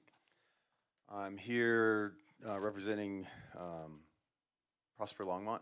I'm also an employer, run Left Hand Brewing Company. And I want to start off by thanking you for the progress that we've made so far on working our way down for purchase attainable housing. It's good that we've been chipping away at it, and we're making some really good progress, and Prosper will continue to advocate and support this. It's obviously a critical issue. It's the workforce housing is also the hardest type to build in this city. So I think this next step with considering fee abatement for attainable is a really good step. I would encourage you to consider maybe giving administrative approval at a higher level than 45%, and empower the city staff to actually take more of the load off of this body. Obviously, you have a lot of important things to talk about on an evening like this. We'd also like to weigh in on deed restrictions. Prosper has some expertise and experience in other communities on this kind of areas, and a couple of them are here tonight to talk. They're far more expert than I, and I would encourage you to tap into that. We oppose giving city employees right of first refusal above other people that work in Longmont. We do support giving some kind of priority to people that are actually employed in Longmont. Our employees have a hard time finding places to live in Longmont, and over half of them live out of county, and you've heard me say that over and over and over again. So, but favoring city employees to the detriment of everyone else doesn't really seem fair, or an equitable use of city funds, or the forgiveness for fees. I'd also like to say that yes, in my backyard, we've got to solve this. Build it next door to me. I've got a fourplex next door to me, and I live in a nice part of town, and it's great. We've got to mix it in. If we're going to be fair and equitable to everybody, we've all got to carry some of it. And my last thought in my last 30 seconds is on 213, which you'll be discussing tonight. Let's take advantage of the conversation and the debate and pick out the good and get rid of the bad, and actually lean in and propose alternatives to the things that don't work for us. Because now we have an opportunity. Everyone's talking about it, not just here. And everyone, every community has to lean in if we're going to solve it collectively. If we solve it, we're ahead of everyone else in Longmont. If we solve it and no one else does, we haven't solved anything. Thanks. Thank you, Eric. Brian Johnston.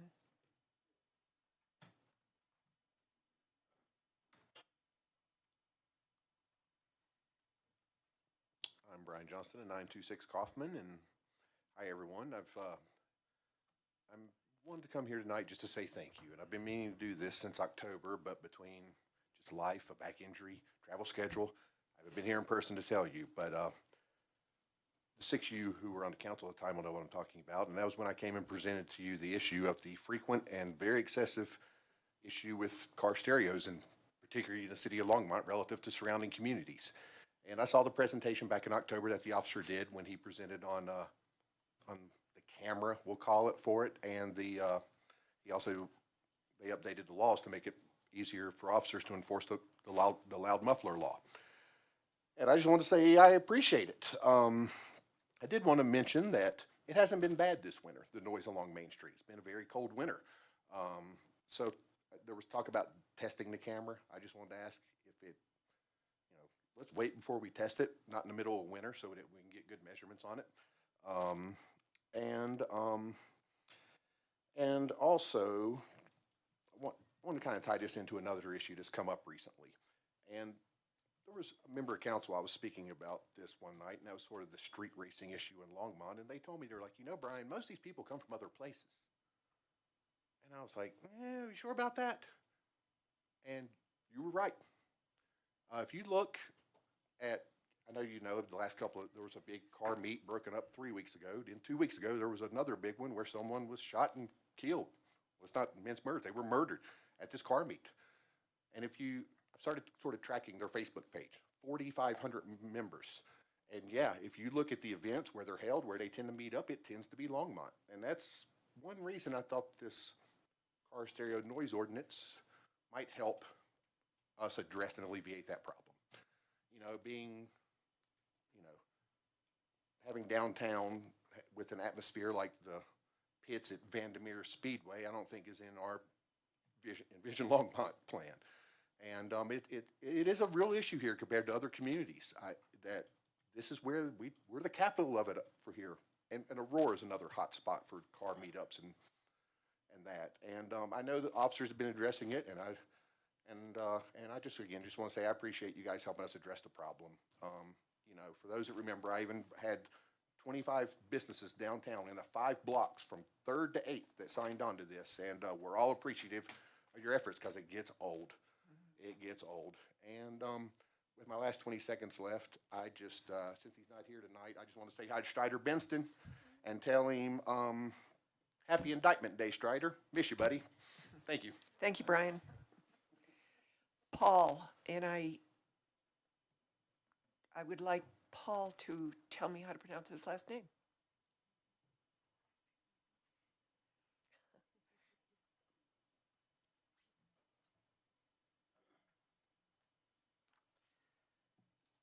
Hi, Paul D'Angelo. D'Angelo, sorry, my handwriting as well. My name is Paul D'Angelo. I'm with Thistle Community Housing. I'm the CEO there. My address is 6000 Spine Road in Boulder, and also here to be with Prosper Longmont and the members of Prosper Longmont to talk about the affordable housing fee waivers. I appreciate the chance to comment tonight on those fee waivers and offer some support as well as some suggestions. While I certainly respect the work of the City of Longmont staff and the team members, a right of first refusal for city employees might not necessarily be the best way forward in points or ranking. If a staff member income qualifies, they should be able to apply like everyone else for the development, but maybe without any kind of perceived special treatment in that development. Restrictions to individuals and families working in Longmont makes a lot of sense. Writing in that preference for proximity to job is always good. It can take a car off the road. It's environmentally friendly, etc. Proximity to public transportation could also be considered and be a desired characteristic in the fee waiver program. Fee waivers, 45% is listed. I think it's great to work with round numbers. My suggestion would be 50, 75, and 100%, depending on what what the developer is offering. Just better and easier numbers to work with. In addition, city staff should consider issuing the fee rebates without approval of City Council to take something off your workload if the criteria and the policy is met.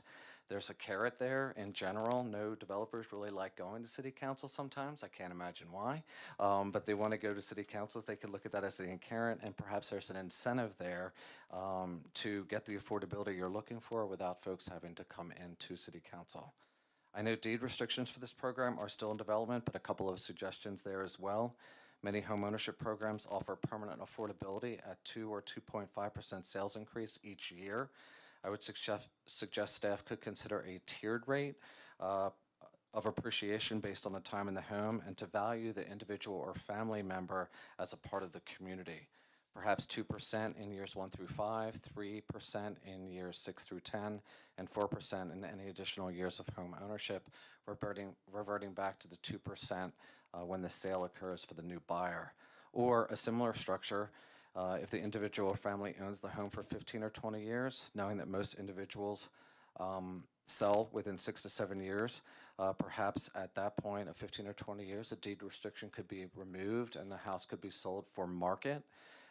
Again, knowing that the house usually sells every 6 to 7 years, you could take advantage of your regular 2% rate, and then that would increase back to when somebody buys the home, so 15 or 20 years after that.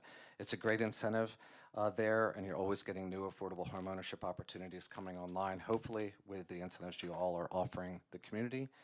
Always a reminder that severely limiting wealth gain potential with deed restrictions while also arguing that we want our community members to have easier access to economic opportunity and wealth building.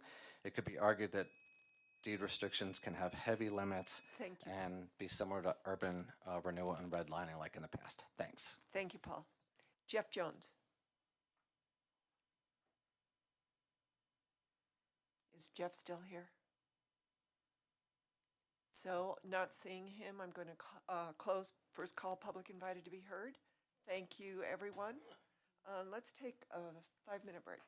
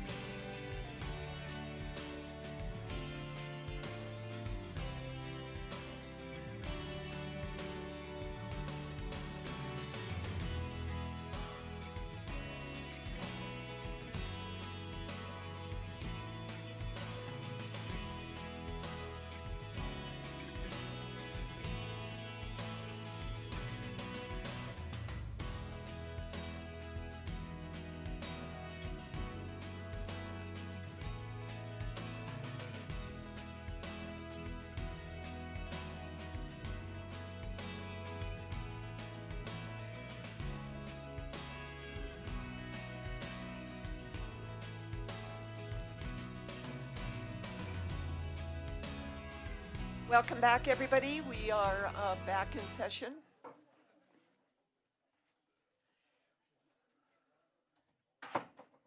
We have no special reports or presentations. Is that correct, City Clerk? Okay. We're on to our study session items. The first one is the discussion and direction regarding an ordinance to prohibit camping or lodging on property without consent. And I see David Bell is here with us. And Yes, good evening, Mayor, Council. David Bell, Director of Parks and Natural Resources. We are back in front of you with a follow-up to our camping ordinance, which we really started back in May of last year. That was, again, in response to some of the challenges we were seeing in our park and trying to keep our park safe, but being equitable and fair and compassionate to those people that are trying to find places to stay. As we've gone through that process, if you've talked to members of our community, if you talk to businesses, private property owners, we have definitely seen some pieces that still needed to be addressed, and this ordinance is trying to do that. So I'm doing what I typically do here is I'm going to give a quick overview, but I've got a full cast behind me of people that can answer questions after we go through this. I was going to introduce them all, but that will probably be longer than public invited to be heard. So we'll go through kind of the highlights of what this ordinance covers and then really open it for council to ask questions on how we may be implementing some of those things and what the roles really are. So the first thing really was, as we created a rule and reg that addressed activities on public lands, we recognized that we have city properties that aren't classified as public lands. So if we saw people camping on North Main Street, behind the Civic Center and some of those other places, we weren't able to cover that under the public lands piece. We also saw people camping on private property. So the first real change to this in this ordinance is really to give our rangers and our police officers the ability to manage those areas that are city property but not considered public lands. And if anyone wants to jump in here, feel free. The next piece was, again, as we start looking at how we're trying to manage this in a way that tries to get people service they need, but recognize that these are the places that people need to live. We had defined camping as having anything other than clothing that you were wearing. So the tents, the sleeping bags, and blankets were disallowed. We have looked at that and said that we know that people need to have shelter around the area and how we're trying to manage this in that way. The next one is really giving the Director of Parks and Natural Resources the ability to make rules and regulations that have still some transparency and ability to come in front of the public process, but to make us a little bit more nimble. So as we see things that come about as far as court cases, we saw that Colorado hasn't given a whole lot of guidance from the 10th Circuit Court, but our attorneys have looked around and said we've seen stuff in other areas in Boise and the 9th Circuit that really have provided guidance, and we may as well learn from that. So in that one, what we really have done is we'll be able to allow the director to make rules and regulations that will say we are not going to be issuing tickets or citations if there's no beds available within our local Boulder County housing programs. So that's one area that the director can make that. The other piece we talked about is some of our more high value natural resource areas that people are camping there and we have nesting eagles or things, or we have habitat that needs to be protected. We can work with those individuals to make rules and regs to make those areas that are not able to be camped into. So it just makes us a little bit more nimble with those, the ability for the director to make those rules and reg changes. But again, it will be posted, it will have notice, and there will be opportunities for people to know that without us having to come in front of council to make a new ordinance. And I believe that is what the biggest changes within this ordinance. The other thing I think we'll be looking for by the end of this is some direction. If we want to come back with it as is, if we'd like us to look at it and change it or modify it, or if you have any other directions for us. So with that, Liz, do you have anything you'd add? Or great. Do we have any questions from council? Seeing none on cue, I do have a couple of questions. First of all, there's a lot of camping on, I like the ordinance, first of all, and I will vote for it. But as far as private property goes, can a resident or a business owner post a no trespassing sign, this is private property, on their property? Thank you, Mayor and City Council. Elizabeth Lorena Mills, Senior Assistant City Attorney. People can currently post their property for no trespassing. Now, under the law currently, if a private property owner has a no trespassing sign and someone pitches a tent and is camping, we still could not charge them camping under the law because camping is not prohibited there. They could be charged with trespassing. Okay. That is a different ordinance, though, is that correct? Correct. Okay.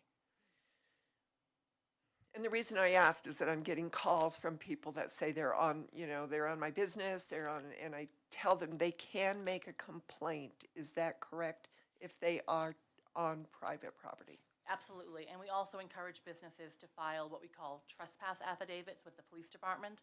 That way they know any time of day when people are not allowed on that property, and that allows police to charge them with trespassing. Okay. If the elements are met, of course. So as a point of information for the community, when I get those calls into me, I actually connect them with Sarah and David. And then they reach out to the property owners, work them through the trespass affidavit, and then talk to them about posting the signs. And that's part of what they help us with. I think it's the two of you. I don't know if it's any, but that's the process they need to go through, because I think that's what people don't realize in the process. So when they then call us and we go out, we have to issue the warning and start going through the process, versus if they do that work, it makes it easier for the officers to respond. Okay. Thank you. I see Councilor Martin. Thank you, Mayor Peck. Quick questions. One is, do we publish the process of filling out a trespass affidavit and posting your land anywhere? Because some people like to look on the internet first.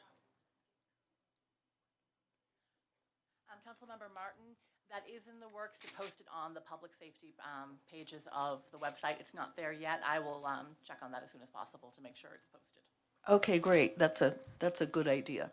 The next thing is, I'm not very much in favor of punitive activity by law enforcement or the courts, but there need to be consequences that change behaviors.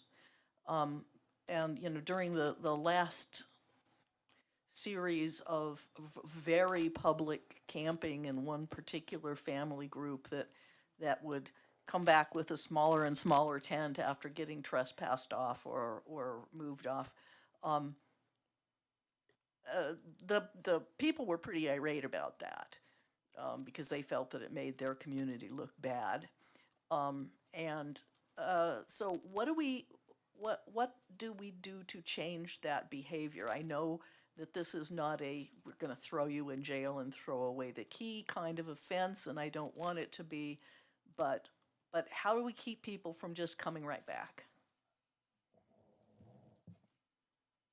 Mayor Peck, Councilmember Martin, I'll start that with kind of the first steps, and maybe Harold or others can jump in. But it has always been that process. If we make these contacts, it's trying to gain voluntary compliance. It's giving them information that they can't be there, opportunities for other resources within the city, asking them to move on, and then coming back and following up with the follow-up conversations. As those conversations goes, the next piece that the rangers and officers do is typically the ticketing for that, and then that then can turn into the next consequence piece that we typically in the Parks and Natural Resources don't deal with. Probably the Attorney's Office and the PD will. Yeah, I'll probably have to get some folks from behind me that actually are out dealing with these issues. But if council will remember, when we presented this to you all the last time, we made reference to the term compassionate compliance. And so that's really what we're looking at as we're dealing with these issues, and that it's not like you just want to go out and immediately, go 100% aggressive. They're working with them and having conversations to the point where I've personally seen them when I've been out with them, where someone may be disabled and they need some kind of transportation, and they're making calls to try to get people assistance. And so there's a lot of that work going on in order to deal with the situation. Sarah? Yes, Councilmember Martin, Council. Currently, David and I work with Elder, and we have weekly meetings with some other city staff, as well as we are going out with our lead folks right now bi-weekly to basically contact our unhoused to find out their needs currently and making sure that they have everything on the end of how LEAD can help them. It's been pretty successful, I would say, so far. Some non-success stories, but I'd say that the lead caseworkers are definitely making sure that these folks are being followed up with on a weekly basis as much as possible with their phone services, sometimes not so great, but that's what we're currently doing. In at least one case, the activity that's going on is self-described civil disobedience. And that means that they are happy to be using up public safety resources. It's their objective. Is there anything to be done that to change that behavior? Again, you know, it's civil disobedience is kind of a right, but it makes a lot of people in the community really unhappy too. Do we have a solution or a protocol for that case?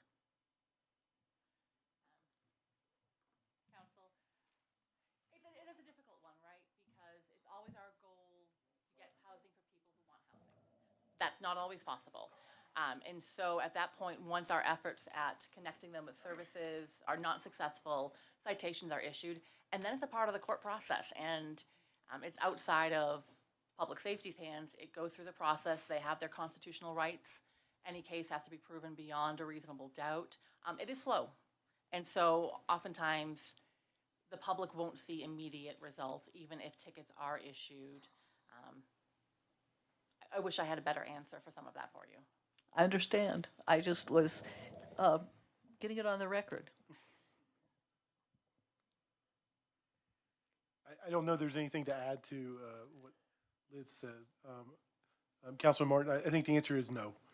Again, we try to take the humanitarian approach, try to find the necessary resources that we have within the city and within the community to provide that individual other opportunities and avenues before there's ever an enforcement phase. And ultimately, and unfortunately, sometimes that is only the solution that we're left with as a government agency or as public safety. And so that is all that we have. But I will assure that we have taken a humanitarian approach and approached it in a way to try to resolve the issue before it gets to the enforcement phase. Councilor Waters. Thanks, Mayor Peck. LDARE, is that the right acronym? I know we've had staffing issues with LDARE. How many people are currently on the LDARE team? I think it's 3. Which would, it's fully staffed then, because I think 3 was the number, wasn't it? 3, Yeah, from the outset. So it is fully staffed. And are we have, is it safe to assume the LDARE team is either out there tonight or was out there today seeking out those unhoused members of our population to make certain that they are housed tonight, or at least have a shelter, a roof over their heads? You can just come up We here. need some more chairs up there. Mayor and Councilman Waters. Yes, so they opened the emergency shelter, and we put out notices and our communications, but also LDARE is out there and LEAD is also out there. And as you said earlier, some of these situations, you know, when they celebrate that they were able to get someone identification or into the coordinated entry, and they're saying this individual's been unhoused for 10 years, that just really goes to show what it takes to really connect them to the resources. But they are out there, and they are going to all the places visible and invisible. I understand there are as many reasons why someone who's unhoused and chooses not to engage or commit to navigation services and those kinds of things. Understanding that, how many of our unhoused population tonight, or people who are on the street tonight, are there by choice as opposed to by circumstance?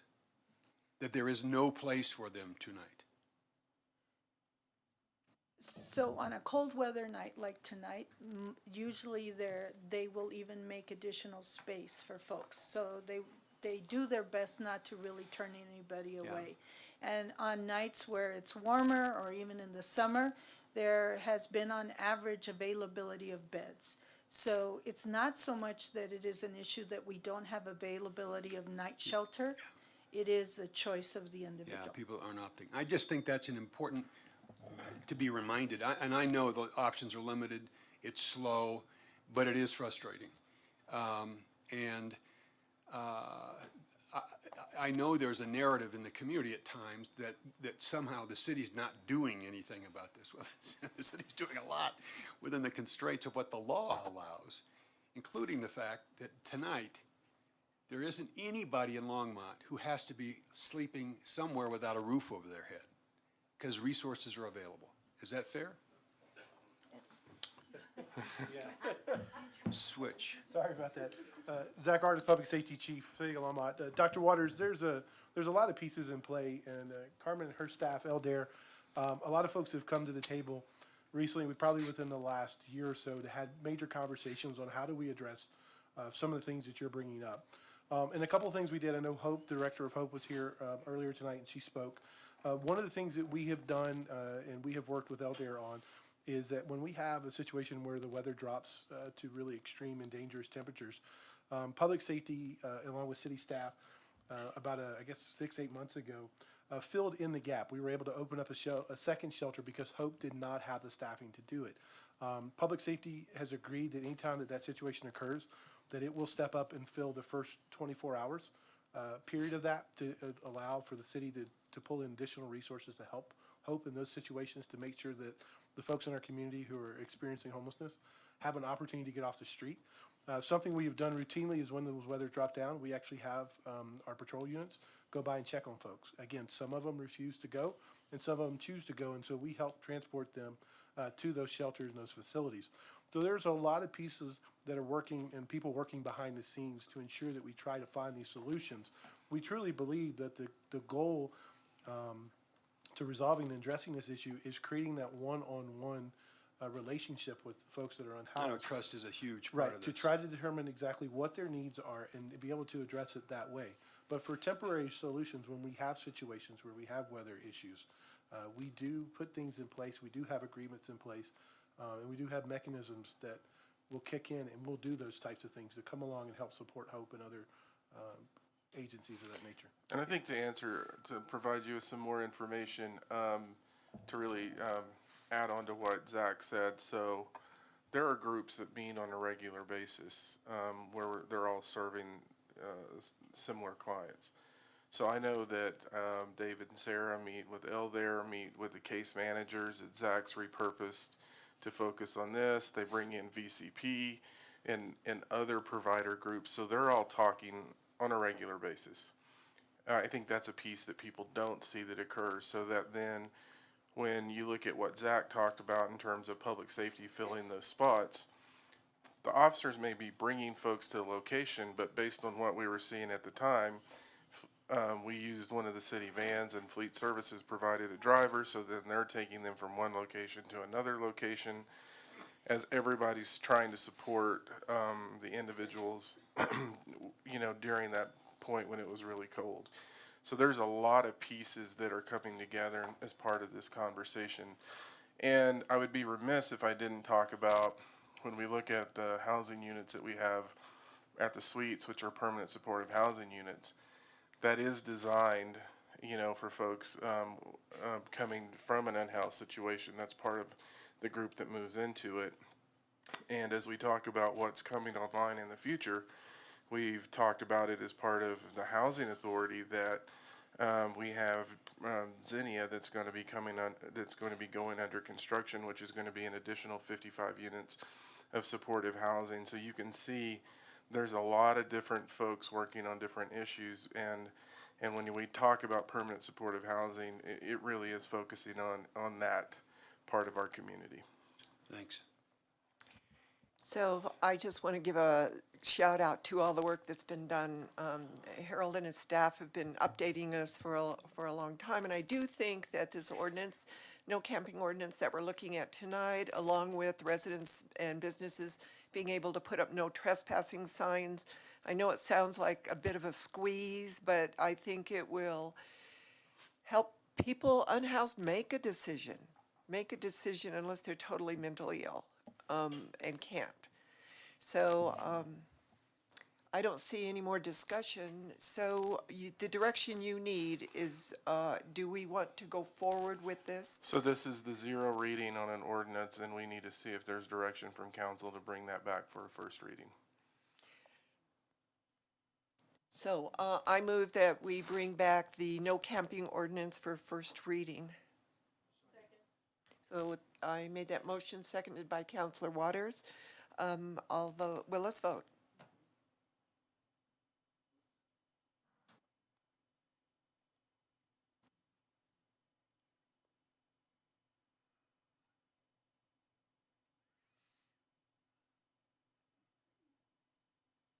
And that carries unanimously. Zach, and I wanted to thank you for bringing up Hope as someone who does incredible outreach in our community. They've housed several people, 74 last year, and I think they're up to about 16 this year. So everybody is working together, and I think that I applaud you for that. Yes, ma'am.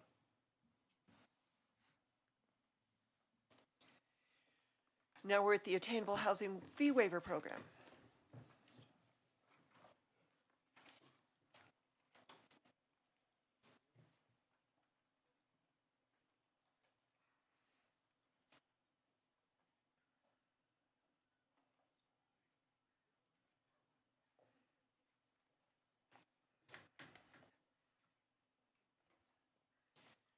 Molly O'Donnell is going to walk us through that.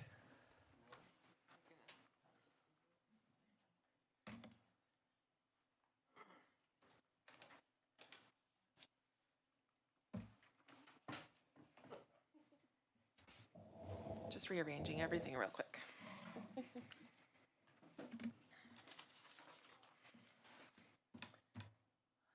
Okay. Mayor and members of council, I'm Molly O'Donnell, the Director of Housing and Community Investment. Let me shift a little so I can see everybody.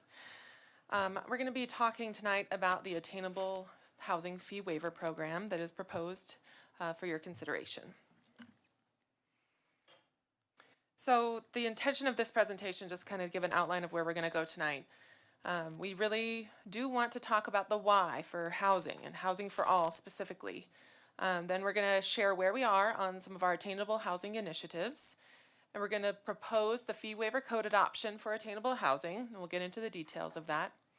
And then we're going to be looking to lay out what we need future direction on, because there's several trickle-down elements that really round out the housing incentive program overall. So the why for housing.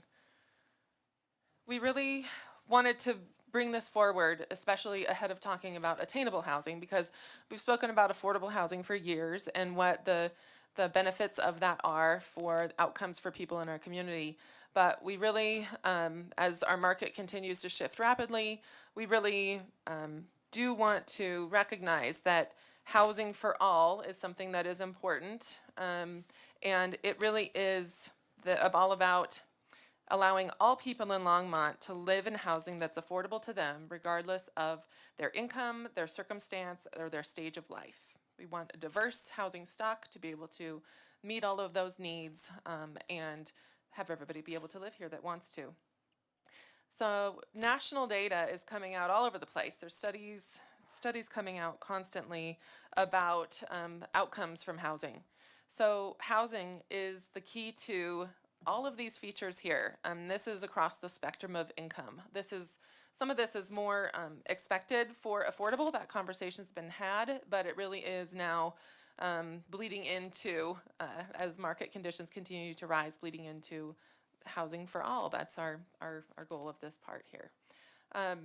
Reducing intergenerational poverty, increasing economic mobility, stability to allow children to thrive in school, allowing children to access opportunities that could change the course of their life, maintaining community diversity, being able to live and work in Longmont, job creation and retention of jobs, attraction of primary employers, maintaining high quality city services, which you wouldn't expect necessarily, but when we have critical services that a city provides and those employees can't live here, that becomes an issue.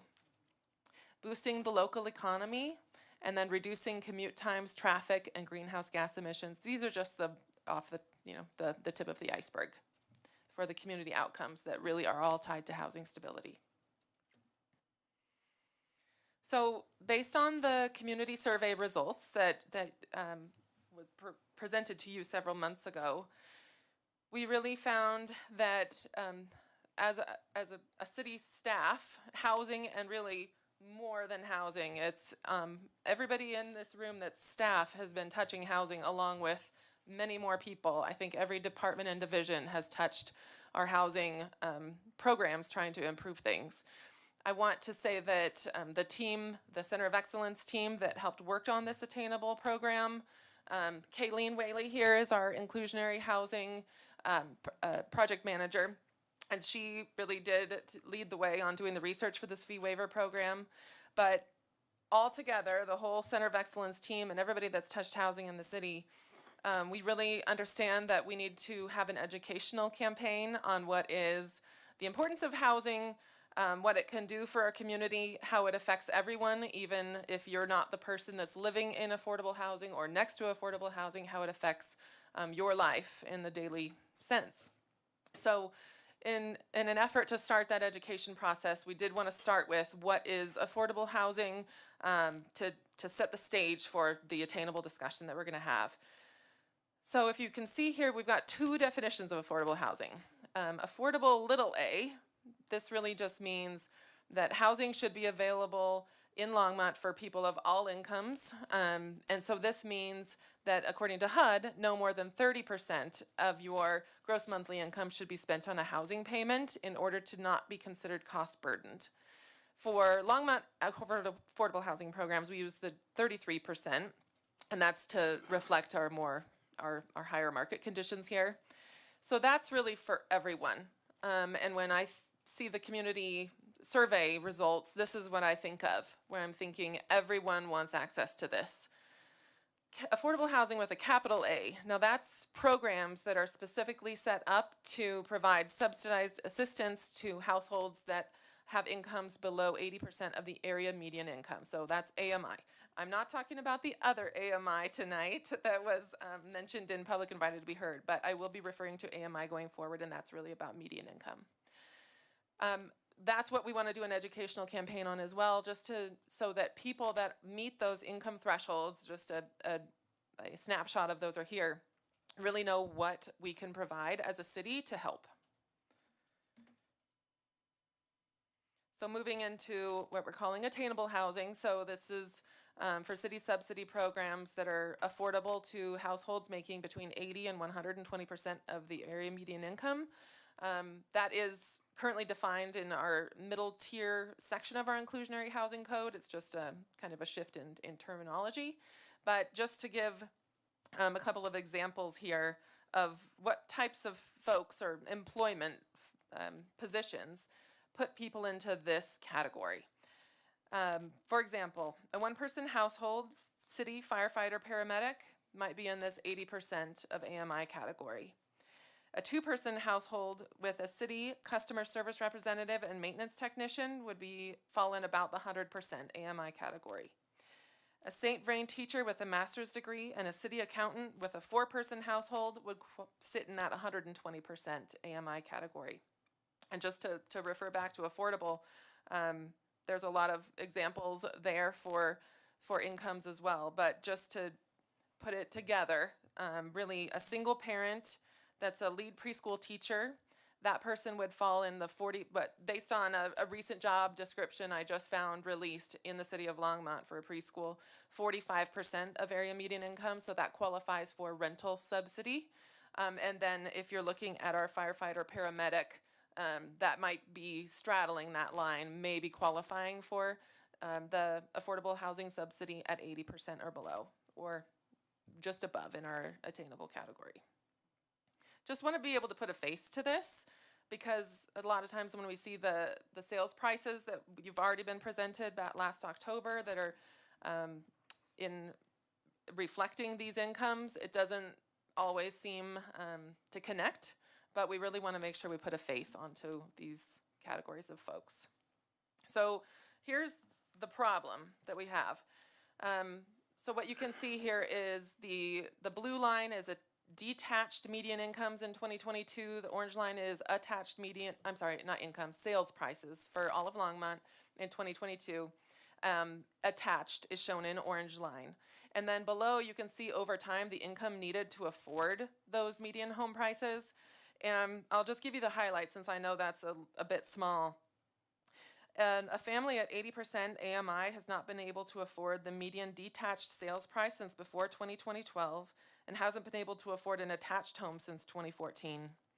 In 2022, the median income was $125,400, and the income needed to afford the median detached home sale price was $132,500. The median attached home in 2022 was affordable to households at about 90% area median income. So this is the problem in affordability. There's another piece of the problem in regards to our market and construction pricing and why we're not getting the very many new builds, because we have existing stock that might contribute to some of these prices, but when it comes to new builds, we're not getting that much inventory in these levels. Really, it is a very, very tangled web. It has a lot of factors that come into play. Harold, did you want to touch base on some of those? You've been chatting about them. Yeah, so I think if you look at the price points here where you say here's the median home price, there's something interesting that I don't think that we're seeing. In that when you look at it compared to other communities, you're going, okay, what we're not seeing is when, and we've seen this in some data that we've received before, is that when you don't have affordable stock at certain income levels, what we've talked about is somebody may come in and buy a house for $400,000 and they may buy it for cash. They may put $200,000 or $300,000 in it to get it to where they need it to be, and it's that not necessarily a flipping market, but it's they're moving into lower price points because that's what's available and that's what they can afford, but they also have the ability to put more money into the house. So it'll be really interesting to see when we get some of the housing data if it can really tease some of that out. When we actually look at the construction piece of this, and you all know that we have created an attainable housing fund, and we've been looking at some projects and really what can we come up with. You know, we're learning a few things. The price of land is so significant that when you start out with a market rate price for land, that in its own right almost shifts the pro forma where it becomes very difficult to deal with. We were going through some work on a project that we were looking at, and so when you take that piece and you take the cost of the horizontal infrastructure that has to come into play for these homes, and you look at the price increases that we're seeing in concrete, asphalt, pipe, it's adding even a more significant burden to this. And when we look at attainable and affordable, we're sitting at some target pricing based on the data that we're seeing. And what we're finding is your horizontal infrastructure and your land cost, it doesn't care whether it's an affordable or attainable house. And so you have to load those costs into the product. And if you're trying to get it into a price point that we have in the affordable or the attainable category, it becomes very difficult when you're bringing those two components in that are so expensive. And I think our eyes really got opened on Friday. Was it Friday? Or Thursday? The meeting, Friday. When we started seeing the pro forma coming together and really what are the variables that are in play, because you can't just go like you would on a market rate house and go, well, we've had a $2 million increase in infrastructure, so we're going to divide that by the number of units and just apply it across the board, because what it does is it shifts you out of those price points. And so it's a really tough piece to crack.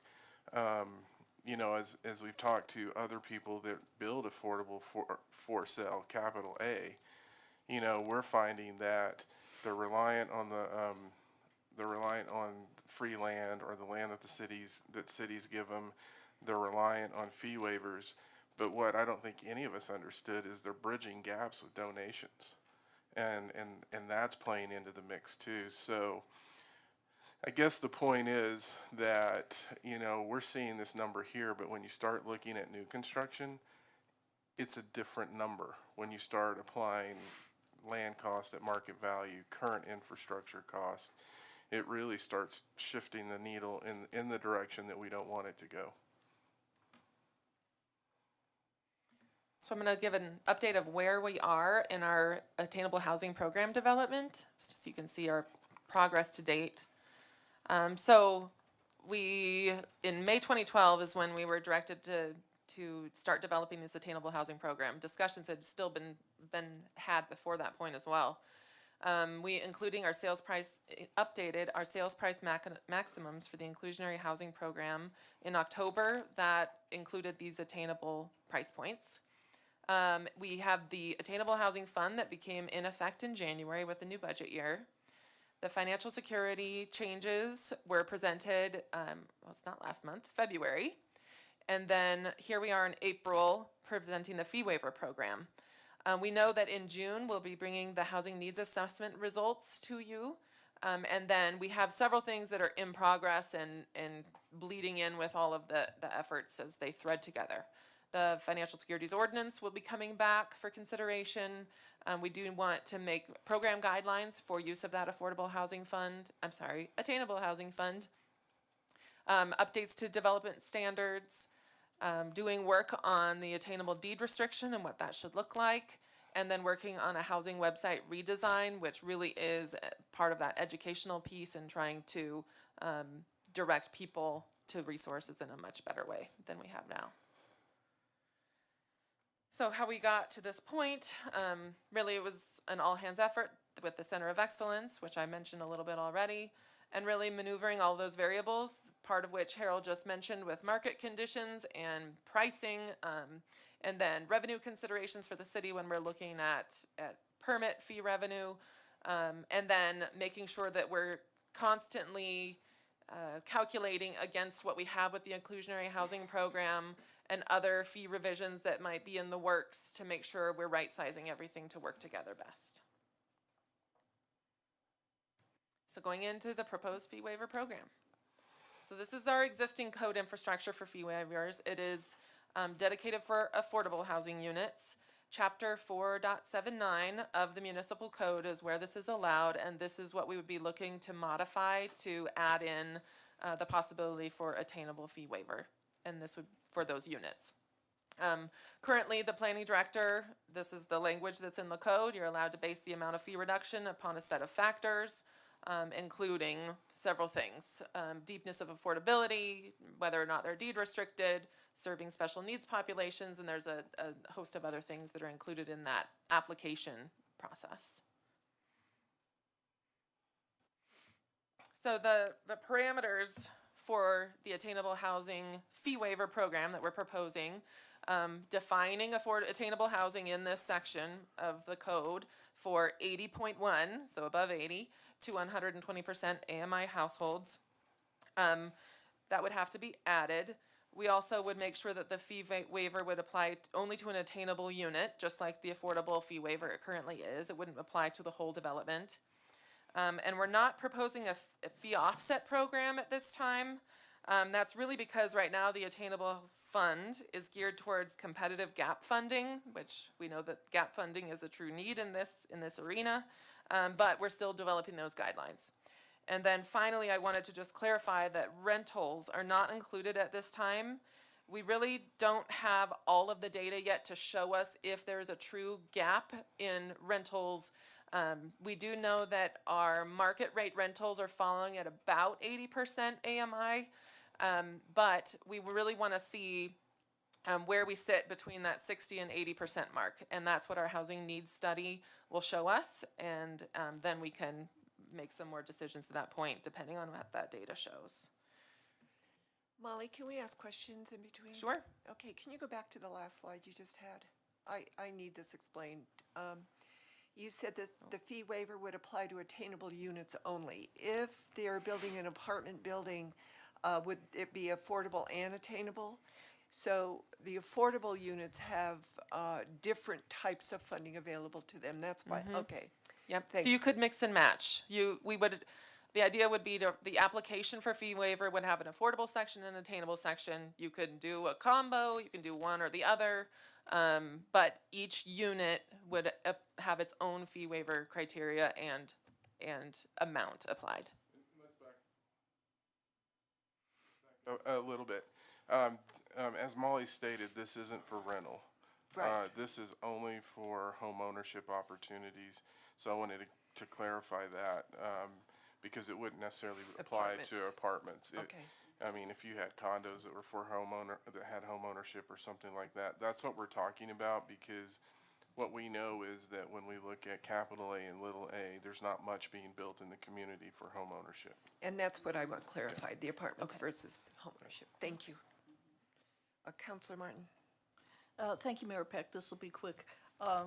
I just was not sure what a fee offset is. Could you explain that? Sure. So currently in our Affordable Housing Incentive Program, we offer fee waivers, but we also offer fee offsets for those fees that are not allowed to be waived, and that is paid out of the Affordable Housing Fund. So our Affordable Housing Fund has the $1 million of general fund transfer, plus marijuana tax revenues, plus fee and lieu revenues. And so that's a bigger source of funding, and we have more flexibility to add in multiple mechanisms. For the Attainable Housing Fund at this point, we're only proposing competitive award for gap funding, not necessarily an offset program. And this actually underscores when you say how big is the team that worked on this. So they had to work with Becky Doyle and all the rate folks to understand what's the impact of the funds, working with the finance staff on what does this mean for the general fund, because you're trying to look at it in both sides. How do you reduce the cost of the home, but how do you not sacrifice the revenue stream at the same time? And so there's multiple variables that everyone was trying to wrap their hands around. So when we set up the Attainable Housing Fund, I thought there was a conversation that the affordable funds went to affordable housing, not to attainable. Correct. So Correct. the offsets only went to the affordable side. Okay, Totally separate. thank you. Okay, so moving into the basic process for this fee waiver program, it would be an application process, just like we have for affordable. There's minimum criteria that we propose to be met, restricting the sales prices in accordance with those IH sales price maximums that you all approved in October and updated annually. Income qualifying the buyers, and then having a written agreement with the city, which we currently do for the Affordable Housing Fee Waiver Program as well. And then the city staff would evaluate, make sure that the minimum criteria is met, and then rate those evaluations based on ranked criteria that I'm going to come in here and show you next. Counselor Waters, you had your light on? Okay. Okay. So this is just a reminder, this is our sales price maximums that you have been seeing since October, just to give an idea of, this is one of those minimum criteria that would have to be met, and it would update annually. I know it's a big table, especially for a PowerPoint, but it's just a reminder that this is what we've decided already. So moving into the scoring criteria. So if a project has met that minimum criteria, then the idea was not to burden the program with too many requirements, but still meet our minimum goals, but then incentivize via some other methods that we have here in order to allow some flexibility for having a fee waiver that's in the low level if you don't want to do very much, or opportunities to go up to a very high level if you're really thinking about some sort of transformational project that hits a lot of boxes. So here's the proposed scoring, whether you would deed restrict attainable units, and there is, I'm going to come back to that deed restriction. So right now it's just the mechanism is being put in place if this is approved in this direction, and then we would flesh out that requirement with what a deed restriction actually looks like. Offering a right of first refusal. This is on the first sale for city employees.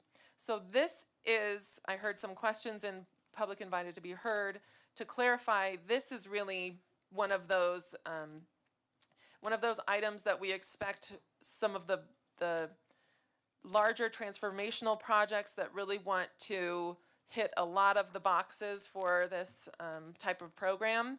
and it would generally come with other city investment if there was some sort of development partnership agreement. And so this one really is geared towards the projects that would have city investment and not necessarily require a right of first refusal for city employees for any attainable project that's getting a fee waiver. So kind of to dig into this a little bit, when we talk about what are the funding sources that may come into play in this, obviously, if we're setting aside for creating an attainable housing fund, those are general fund resources that are coming into it, but we're also looking at enterprise fund resources potentially coming into play. And so I think having that connection to the funds to say it's proportionate to your investment really gets to, they're here to do the work. And the fact that one of the challenges that we're having now that Molly mentioned is that we've had to make adjustments to our response times for some of our operational crews because they can't afford to find homes that are affordable. So really getting a nexus into the fund, and how does that fund benefit from it if, we can get lines people or somebody like that to proportionate based on the share. If you have electric funds coming into it, I think it does have a clear nexus. But at the end of the day, it's also about providing those services to the community that we need very quickly. That's a piece of it. But I guess the overall point on this is it's proportionate to city investment, meaning it's not all of them have to be first right of refusal. It's proportionate to what we invest. But at the same time, you don't have to do that when you look at the point structure.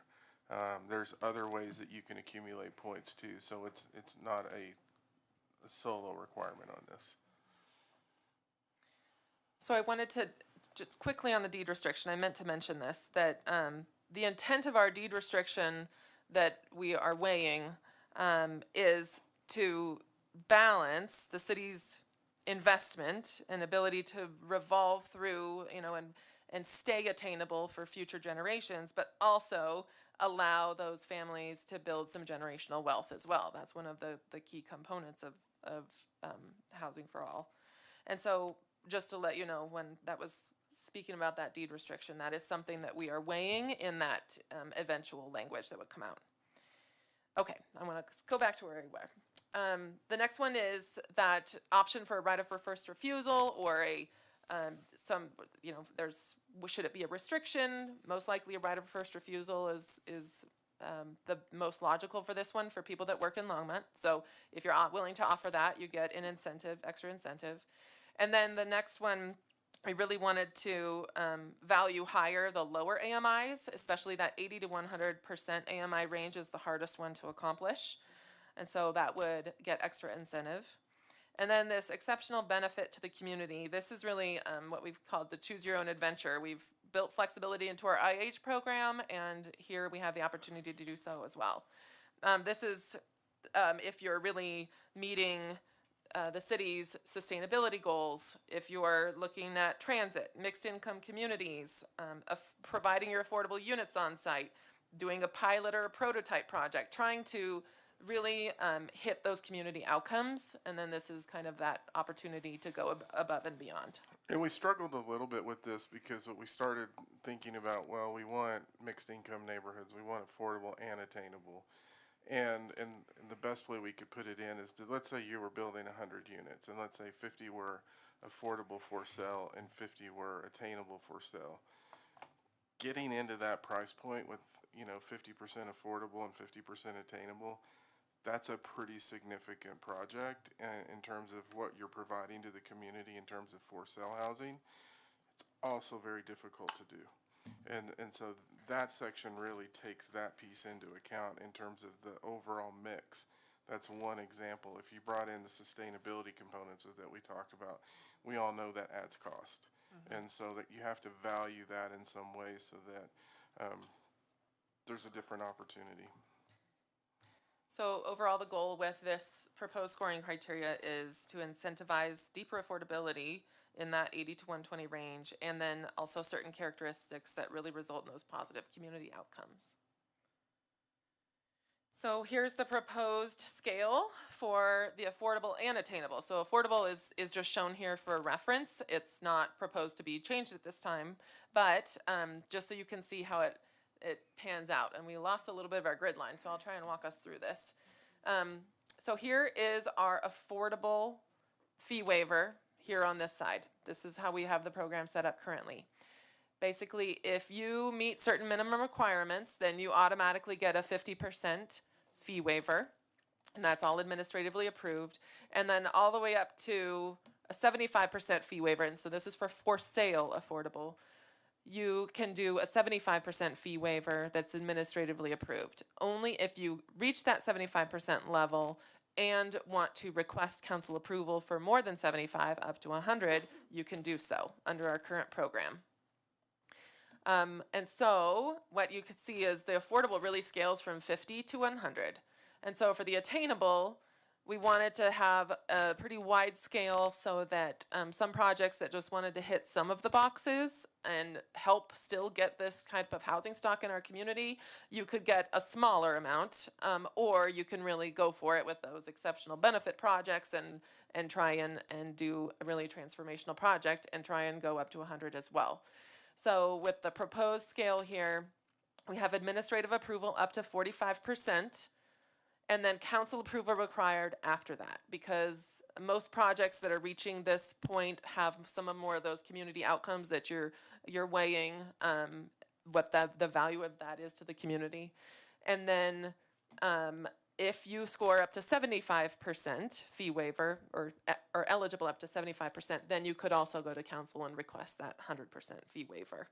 And we do see that happening for pretty exceptional projects at that level.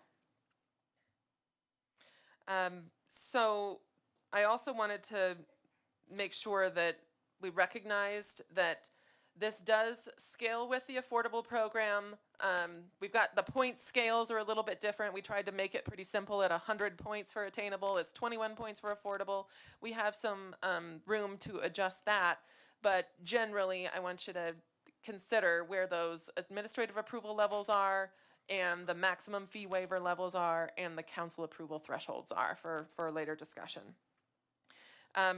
The ability to request the 100% waiver for attainable, we are considering keeping the same criteria. Well, I don't want to say criteria and confuse it with our scored ranking, but basically to request 100% waiver, you have to get the maximum number of points, which puts you up at 75, and there is a compelling need in the community for that project, and the project must be economically unfeasible without additional fee reduction. So that's the same requirement that's on the affordable right now to come and request 100% waiver.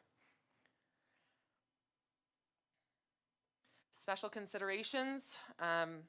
So all projects seeking more than 45%, the administratively approved level, would be required to enter into a development agreement with the city, and that the key part of that is open book. So we can see that the fee waivers being provided are resulting in either more attainable units or deeper affordability or really being used for that purpose. And then to deed restrict the attainable units once you're getting past that point as well. And part of it, when you say, why 45%? When you really hit that point, it's significant local dollars that are coming into it. The interesting piece that we're starting to learn as you're looking at how these are built is, you could say I'm putting X amount in this bracket, X amount in this bracket, but you can really push them to the higher end of the bracket. So you're not really supporting the entire 80 to 100% AMI, and so those are the things that we're going to want to see and have a discussion on as part of the open book process to make sure that we're really providing the housing that we need in our community. And honestly, when you're putting that kind of fee waiver into a project, that we can look at the city council with a straight face and say this is providing what we need, but more importantly look to the community and go, this is really worth that investment because we're getting X amount of units. Next, I wanted to highlight that we really tried to build in flexibility to mix and match options, especially to result in mixed income communities. So you might need market rate to help make the attainable or the affordable happen, and having those all together is a community benefit. We do still allow this, we didn't, change anything about IH requirements in meeting that for this program. You could still select fee in lieu as your option for meeting your affordable requirement, but we do not want to allow developers or builders to change that IH election once that attainable fee waiver agreement is in place, because that really, it gets very complicated and very challenging to go back and redo work, basically. So those are some of the things that we want: flexibility, but also keeping it simple administratively. And then we do need to consider how to tie into future attainable housing program refinements. So I've mentioned the deed restriction. And then also we need to consider the inclusionary housing middle tier option, which is shown here. Basically, it's a reduced requirement to provide affordable in exchange for middle tier attainable units. And so we need to see how that would fit, if it analyze whether it is basically a doubling up of incentives or if they could be paired together. We need to do some analysis. And then really for now, what we're trying to accomplish at the moment is getting the basic infrastructure into code to allow developers of attainable housing to request fee waiver. But we do have more work to do. So what does success look like? This is perhaps an aspirational goal, but we really would hope to see a 20% increase in the number of new construction homes sold at these prices, and then having a replicable model to create transformational mixed income neighborhoods.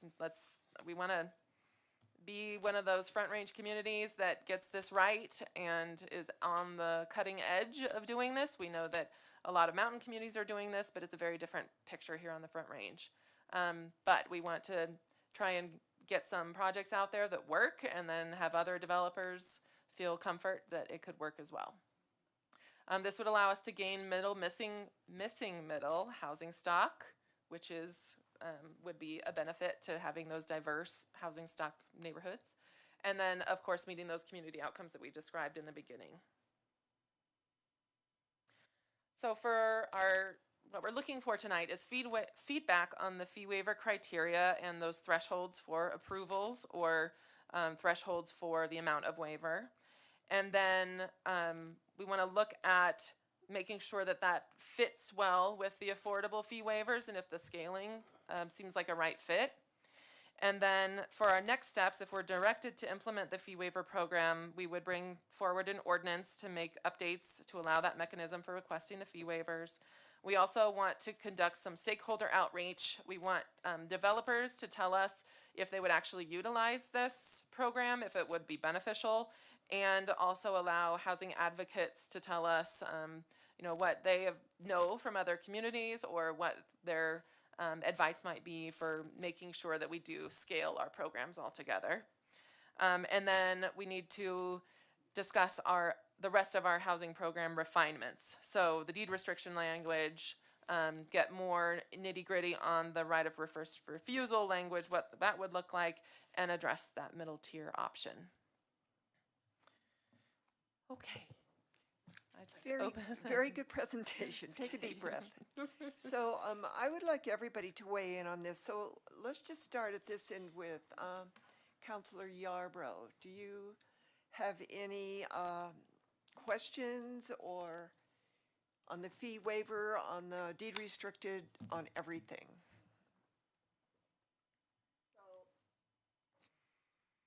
Did I just turn you off? You can go. Okay, here we go. Thank you, Mayor. So I just want to make sure that the direction that you're asking, that you want to know, so you're going to put this together and then bring it back to us? Okay. Yes. Okay. If that is council's direction. So that's one question. Do you want us to bring this back in an ordinance I format? mean, I would, me personally, because this is a lot of information, especially with all the numbers and everything. The other thing is getting a little bit more clarification on the deed restrictions between, for the attainable. I think you and I had talked before, it's very important to understand when you are purchasing a home. I guess I just need a little bit more clarification on the deed restrictions when One is, we're talking about generational wealth, right? And so, making sure we have clarification on the extent of those the restrictions of those deeds. If that's, am I saying that right? You understand what I'm saying? Okay, so for me, that's very, very important. Yeah, I would like to see it come back once you get it together, and I really want to make sure the outreach for the stakeholders and also talking to the developers, that's very important, I believe, before we even can say we're gonna make a decision on anything, because it's important to make sure it's feasible and that they're willing to do it. I think that everything that you're doing, you're working towards, is amazing. And I believe that we can do it, but we want to try to get it as close to right as possible the first time, you know, instead of coming back and forth 15 times. So for me, I would like for us to, the next steps is actually going through to the stakeholder for outreach and housing incentive program refinements. I know other counselors probably have more feedback on the waiver criteria and thresholds. Yeah, I would like for you to bring it back. That's me personally. I probably said too much. Sorry. I think that's a yes from Shakita. Yeah, and part of why we're asking the question, you know, when Molly said there's about 400 hours of work, we're really at the point of, all right, do you all like where we are, and do we keep going? Because there's a lot of work coming, and we didn't want to get so far down the road that it's like, no, we don't like any of it, and then we have to start all over. Councilor McCoy. Thank you, Mayor Peck. I like what I saw here, and I felt that this had a lot of the aspects. You know, for a long time, maybe back, well, not a long time, but maybe 2021, you know, when this was coming up in discussion about affordable and attainable, it felt like some folks were trying to just come up with a new way of saying it. But now I see where we're going with this, and I see that you know, we do want to be able to establish some generational wealth and people's ability to you know, recoup something on their investment. I like that. I do like the idea of giving some sort of bonus to people that work in Longmont. I don't know what that looks like specifically in regards to people that are not specifically employed with the city or the school district, because do we have to recheck that every couple of years just to verify that that's actually continuing, and it wasn't just a 6-month fluke of that sort of thing? Maybe there's something that needs to be a mechanism that needs to be put into place there. We don't want to stifle anybody's opportunities either, so we certainly want to, you know, keep in mind what needs to occur. I do like your idea of just you know, giving people some choices, developers some choices of what they can do. I do also like the idea, and this wasn't in there, that when Harold, you were pointing out 50%, let's say 100 units, and 50% was attainable and 50% was affordable. I also like the idea of houses that are at market rate being intermixed in there, because we don't want to silo communities. And so that's important to me, that that's not something where we just have, oh, you live over there, opposed to this is a whole community. So I support what you're doing, and I would like to see us come back with some sort of ordinance if we can. Councilor Hidalgo Faring. Thank you, Mayor. Yes, I did. I liked what I saw. You know, I do have a question about, Molly, you had mentioned there wasn't enough data to determine, as far as rental, to determine, was it fee offset? No, or that's fee waiver? to determine if we have a gap in our community in gap, fee, rentals in okay. that affordability range. And so then would this be something that it would be remedied by having a landlord registration? Or? We expect our housing needs assessment to tell us. Okay. Mm-hmm. Okay. that could happen as well, but that's a fair amount of rentals out there that we'd have to tie it to affordability levels. Yes. Because the landlords wouldn't necessarily know what affordability level they tie Yeah. to, they just know what they charge. They know what they charge. No, and that's okay. You know, I think, you know, the ultimate goal is for people to be able to purchase a home. You know, I think, you know, it was very disheartening looking at what the person needs to make in order to afford. You know, it's like, wow, I guess I'll be renting for a long time. That's forever. Certainly one of the main points is that really that suburban detached home, that's no longer attainable for most Longmont families. Yeah. That's what it is.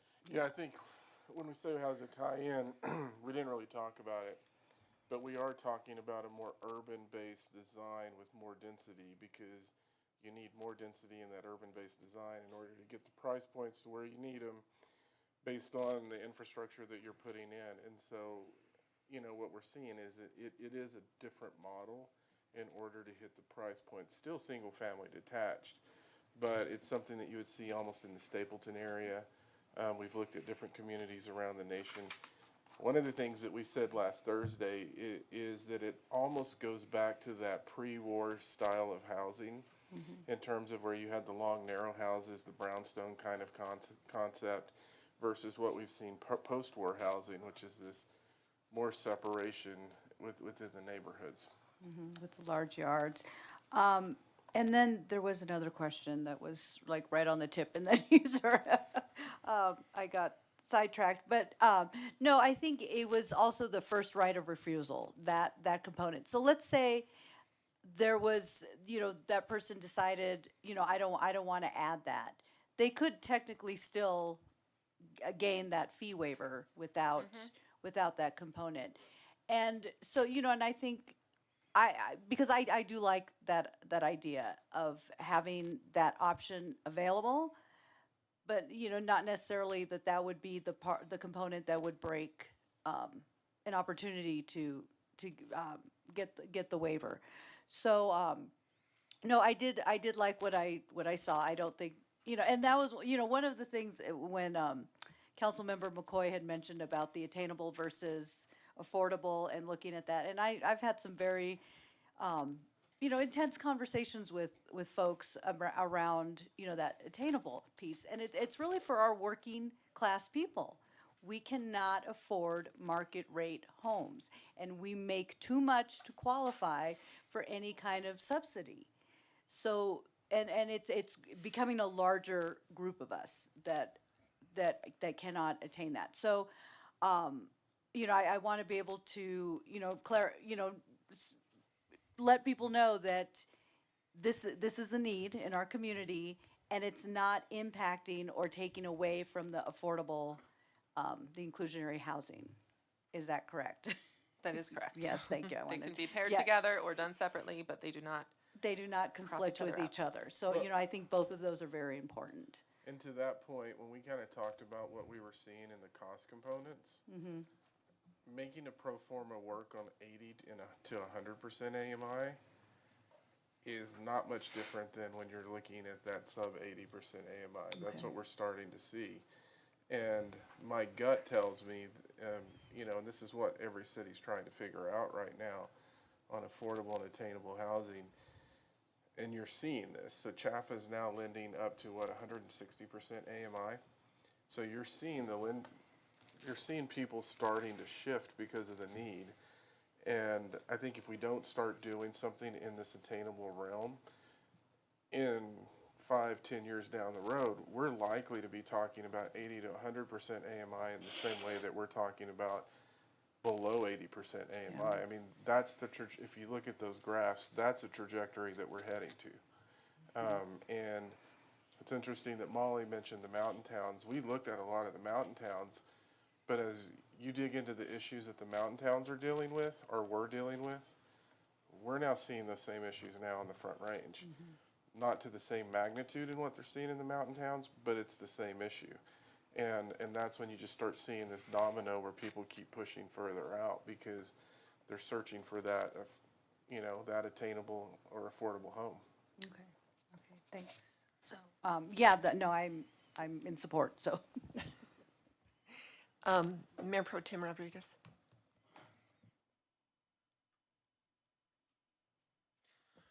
Thank you, Mayor Peck.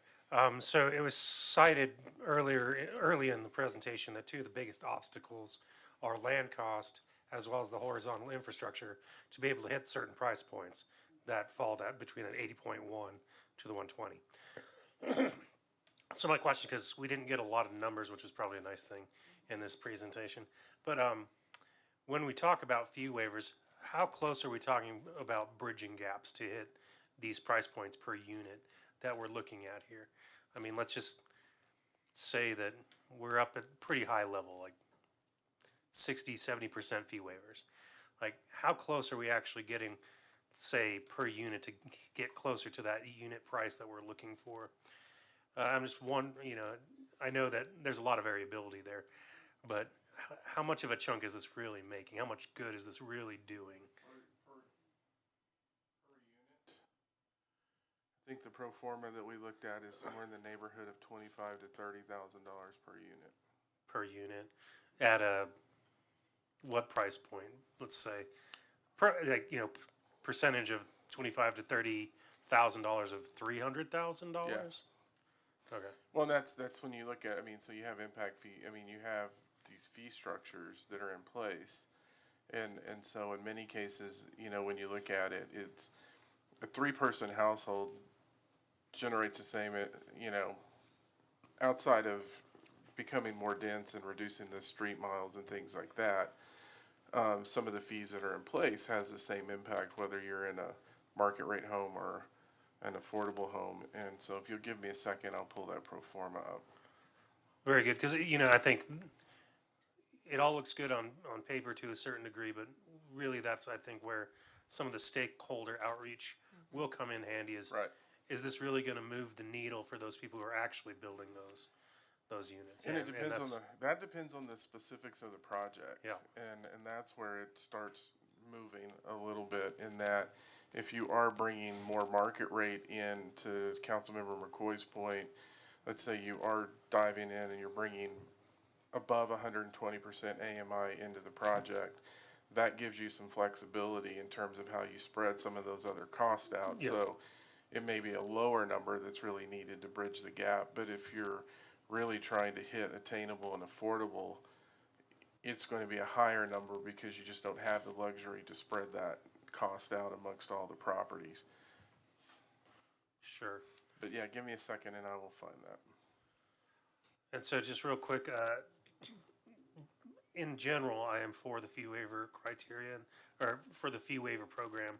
And I do think that the affordable fee waivers do need to be adjusted. So there's either additional incentive or however you want to look at it, where there's some,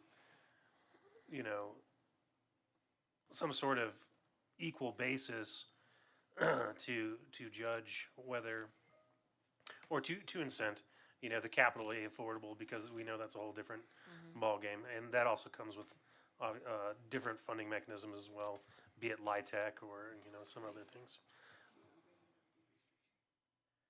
Well, we can talk about the deed restriction portion, but I thought that was going to come back separately. Yep. I think we've heard concern about the right of first refusal proposals. When we talk about deed restriction, I do understand that having the 2.5% cap or whatever on deed restricted properties for a while leads people to think that there is no wealth being, accrued. But I do believe that just the general house payments alone carries equity in and of itself. Instead of losing that as a rental payment, you still are building some equity. And if you do stay in for a longer period of time, say 10 years or 15 years, the various ones that were thrown out tonight, that I think it becomes more feasible to say that the deed restriction can come off at that point. But I'd be happy to have a larger discussion about that when that actually is brought before us. So if I could give you an example on this, just based on some work that we've been doing. If you had a house that was selling for 290,000. Again, the fee waivers move based on the cost of the house and what you're looking at. I think that may be in the ballpark of 25 to 30,000. If you look at one that's in the 399 range, you're looking at potentially 30 to 35,000.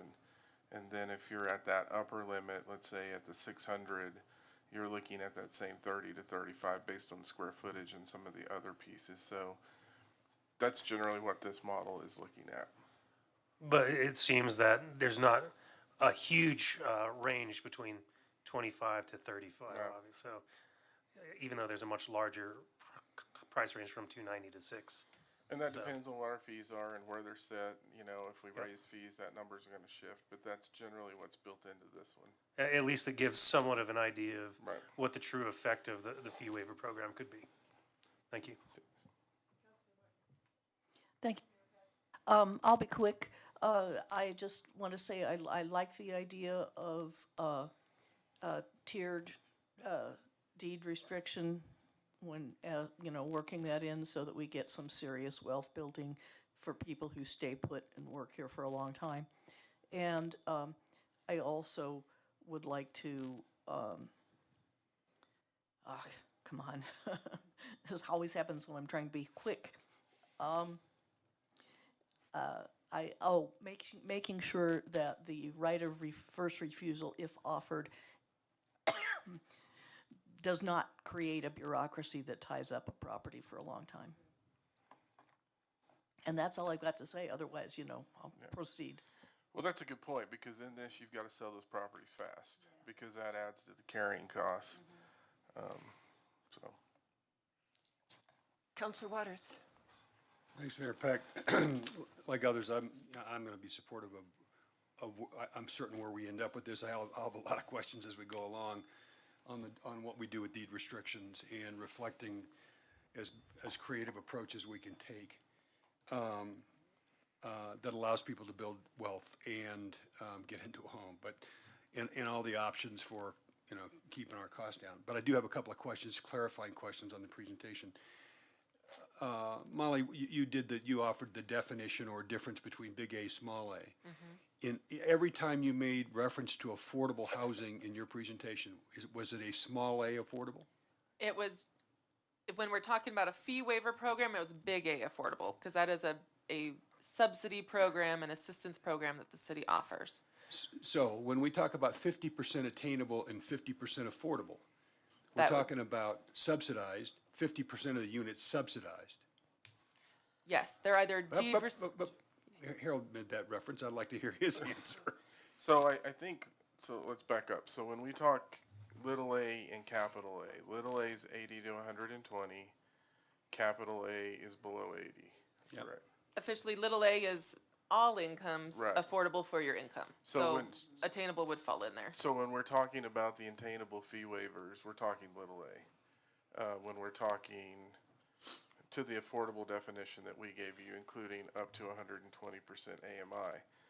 All right, so as we go along? Yeah. It's gonna be really important for me to be really clear, because when I hear 50% affordable and 50% attainable, I'm thinking, and you're talking about pro formas, we're talking about attainable housing for purchase, right, which is below 80% AMI. No wonder it's hard to pencil out. That's not what you're talking about. No, I'm talking, when I say attainable, I'm talking 80 to 120% AMI, Yeah. little a. Yeah. All right, clarity as we go along on what kind of housing stock or price points we're talking about is gonna be really important. If I were to go back to slide 16, which you don't need to go to, but that was the slide where you were identifying points and what points would be awarded for. I understand the interest in making certain that the folks who are on call for the city, you got a lot of reasons why you want city employees living in the city. We got a lot of reasons why we want childcare workers living in the city. A lot of reasons why we want nurses living in the city. A lot of reasons why we want teachers living in the city. So I have to say, I'm gonna be a little dubious about, as much as I appreciate the staff and the reasons for it, because if I'm on that side of the conversation and you're talking about, well, that's city investment, I'm gonna say, where'd that come from? Didn't that come from the taxpayers of Longmont. So to say, we're gonna take your tax dollars and create a preference for city employees, we'll get hammered with that, and should, right? Okay. I understand the rationale. I'm just saying, we ought to be, and I think that's may have been where Councilman McCoy was going with categories of employees or people in salary ranges or whatever, regardless of who they work for, as long as they're working for somebody in Longmont. So, I do want, just in terms of what we're gonna get back into this at some point in time, I suspect, is what we did with the IH, the inclusionary housing ordinance, and the 12% and what the fee in lieu payment is, right? At some point, because that's the pool of money, the fee in lieu, our general fund, and, what was the third? Oh, Marijuana tax marijuana revenues. tax, thanks. When we did that, as I recall, the per square foot cost or value we placed on the 12% of developed residential property, the value we put was $7.80 a square foot, as I recall. It's also in my memory, whether I remember this correctly or not, that was going to increase with the cost of living, right? So we didn't have to come back and deal with that. It was going to just continue to. So I don't know what it would be today. But between that day and tonight, what I think one of our real stand-up developers / builders in town said to me was, Tim, if you really want to see housing stock, you really let the development community off the hook. And I'm certain if there were any of them here tonight, they'd say, are you crazy? None of us said that, but I'm telling you in confidence, or we privately one said, that number should have been a lot larger if you wanted housing stock, right? If you wanted the cash, then you probably hit the right point, the right mark, because they're going to write you checks rather than build housing stock. And I know it hasn't been all one way or the other, but I do think that's a question we ought to answer in this discussion. I know we've made great use of both the general fund, set us allocation of $1 million. We heard that from consultants. I think there's great evidence of how effectively our staff has used that money. But I do think we ought to be really clear-eyed about what's most important to us is to have housing stock developed, because we're getting some incoming email on that, right? At least I am. Why in the heck? What good does it do to have money fee and low go into a fund if people still can't get affordable housing, and it takes us a long time to get there, right?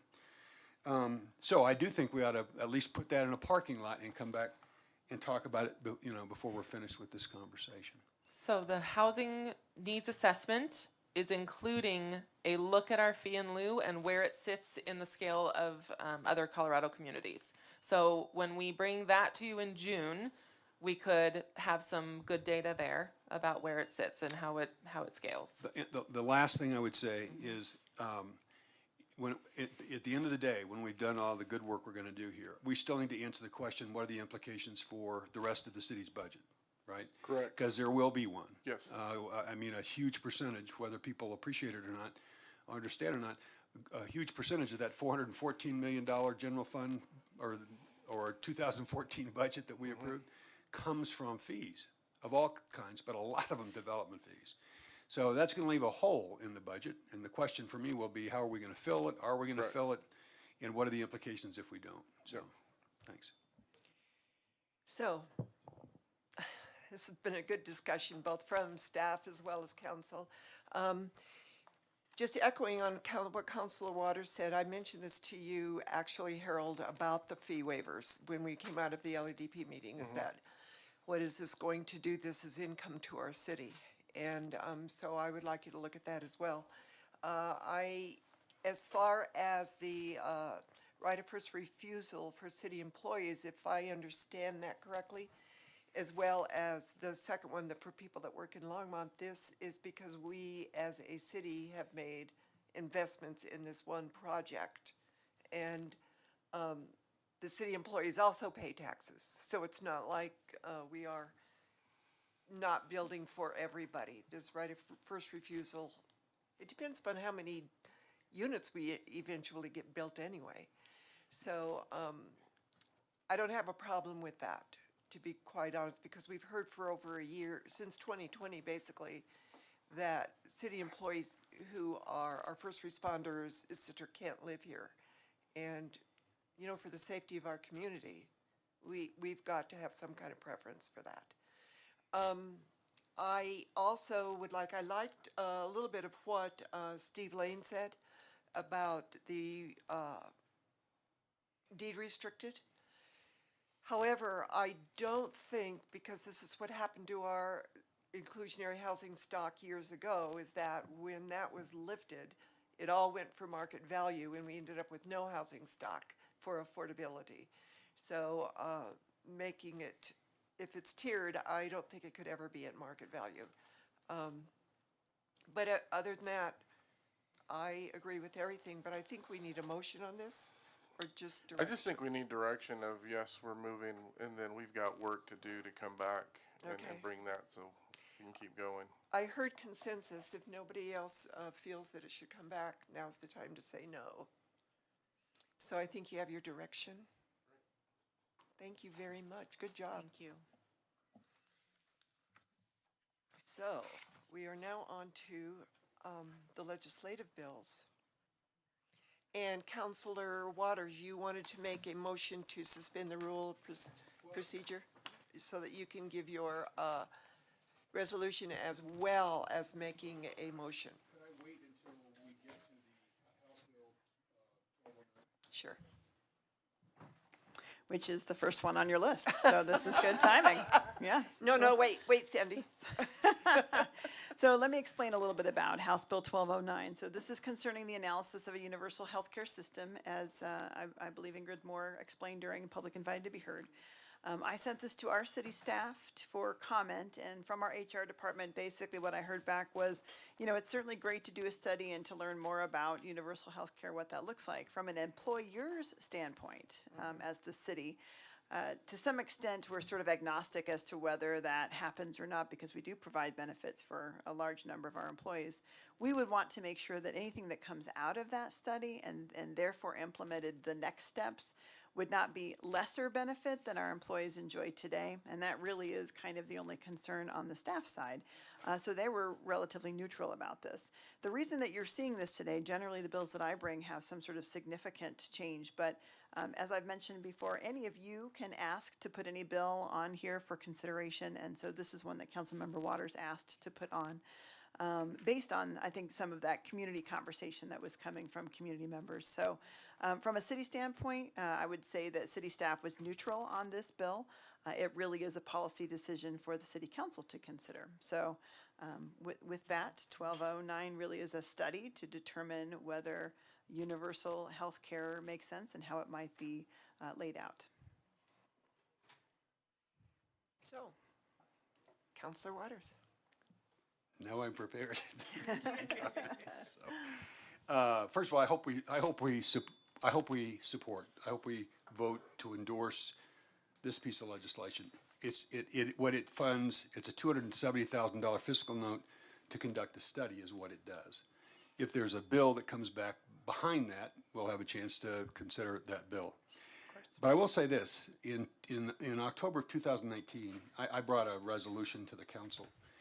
Specifically asking for this, for the study that was done, that was the precursor to this, which was encouraging to see. They didn't do it because of our resolution, but I did think they did it because a number of municipalities passed similar resolutions. So two things. I hope, well, I'm going to move that we support this. I understand the city's lack of a position on this, but we have, I don't know what percentage of residents in Longmont are without health care or health insurance. It's a large percentage, I'm reasonably certain.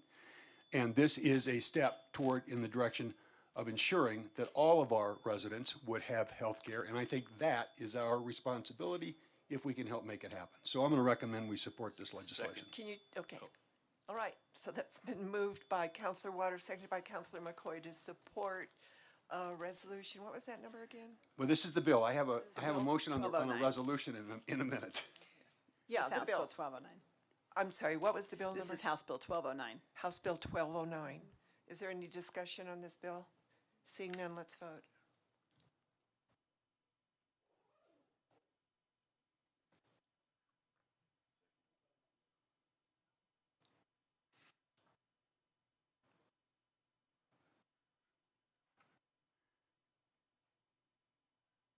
And that carries unanimously. Can I offer a motion now on a resolution? You need to make a motion to suspend the rules of I procedure move, first. I move we suspend the rules. All right, it's been moved by Counselor Waters, seconded by Counselor Martin to suspend the rules of procedure. All those, well, let's vote. Are there any discussion? Seeing none, let's vote.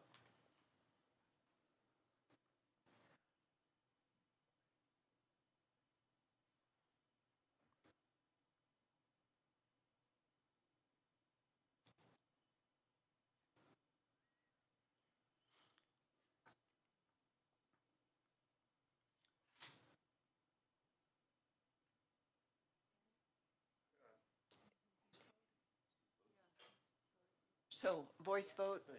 Okay, everybody's voted yes. So that carries unanimously. Counselor Waters, you have the floor. Thanks, Mayor Peck. So parallel to or compatible with House Bill 1209, regardless of what happens with it, I brought tonight a resolution that's labeled draft that's sitting in front of you. If, this would be a test. How many of the whereases in this have you seen before? You don't have to answer that question, because the answer would be a bunch of them. Not all of them, a bunch of them.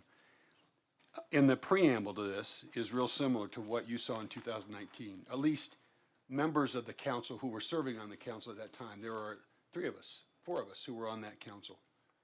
It was just prior to that election, in the election 2019. And at that time, a city council, a former council, passed a resolution to support basically what the Colorado legislature did that led to House Bill 1209. While nearly all of while the preamble is very similar, but we just recently updated the vision, so this is the updated vision. What's different in this resolution, and I'm not going to argue it tonight, I just want to point out the difference and then move that we would bring it back for consideration. What's different is the now be it therefore resolved, is more specific to an outcome.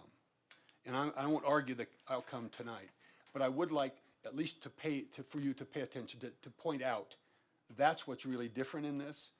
And I'd like to move that we direct staff, that's why we asked for the suspension of the rules, to direct staff to place this on an agenda for council consideration, to approve or not approve, or support or not approve, support this resolution. Okay, so resolution, what do you call this? Resolution 23XX. Yep. Made by Counselor Waters, moved by Counselor Waters, seconded by Counselor Martin. Is there any discussion? Seeing none, let's vote.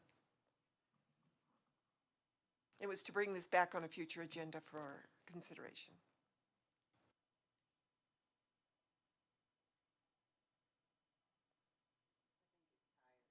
It is tired. So let's have a voice vote. All those in favor? Aye. All those opposed? That carries unanimously. Thank you, Mayor. The next bill that is on your list is Senate Bill 23-178 concerning removing barriers to water-wise landscaping in common interest communities.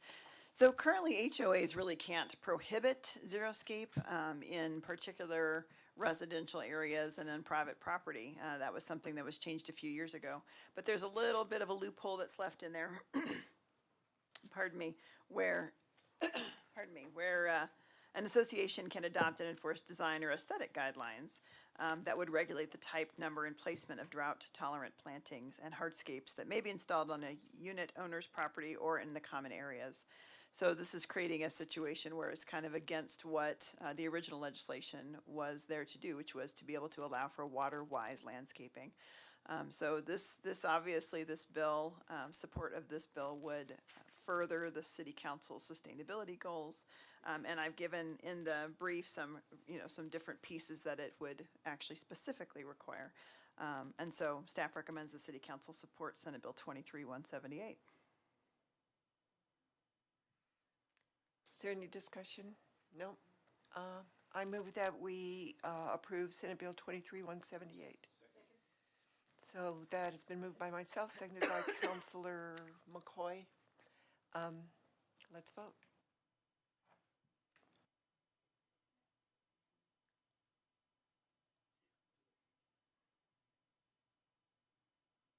That carries unanimously. Thank you. Thank you, Mayor. And then the last one on your list is Senate Bill 23-213, which you heard a little bit about tonight in public invited to be heard. This is the big land use bill from the governor's office that really talks about the desire to provide housing and transportation and sustainability and climate goals, which are all things that are on top priority for the city council. But the way that the governor is presenting to do this is by preempting local control around land use. And obviously that's something that is very near and dear to every municipality's, local control sensibilities. And so it's not the fact that that the governor and the sponsors of this bill are interested in helping with the housing issues. We agree with that housing is a regional issue and needs advice and support, but we would certainly support more of an idea around providing some of this guidelines and some of these requirements and tying state dollars or grants or incentives or those kinds of things to this kind of legislation as opposed to this giant stick of pulling away local control from professional planners who have dedicated their lives to this work. If housing was easy, we would have already done it, for one. And so for the state to offer some suggestions are great. For them to think that they know better how to plan this community than you do, to me is a complete overreach. And so the city staff is recommending that council oppose Senate Bill 213. Counselor Martin. Thank you, Mayor Peck. I have a statement that I'll try to make quickly, because there are a couple of things that local control can't do for us. And so I want to talk about finding a way to get rid of most of the odious parts of this bill without, but keep those couple of things.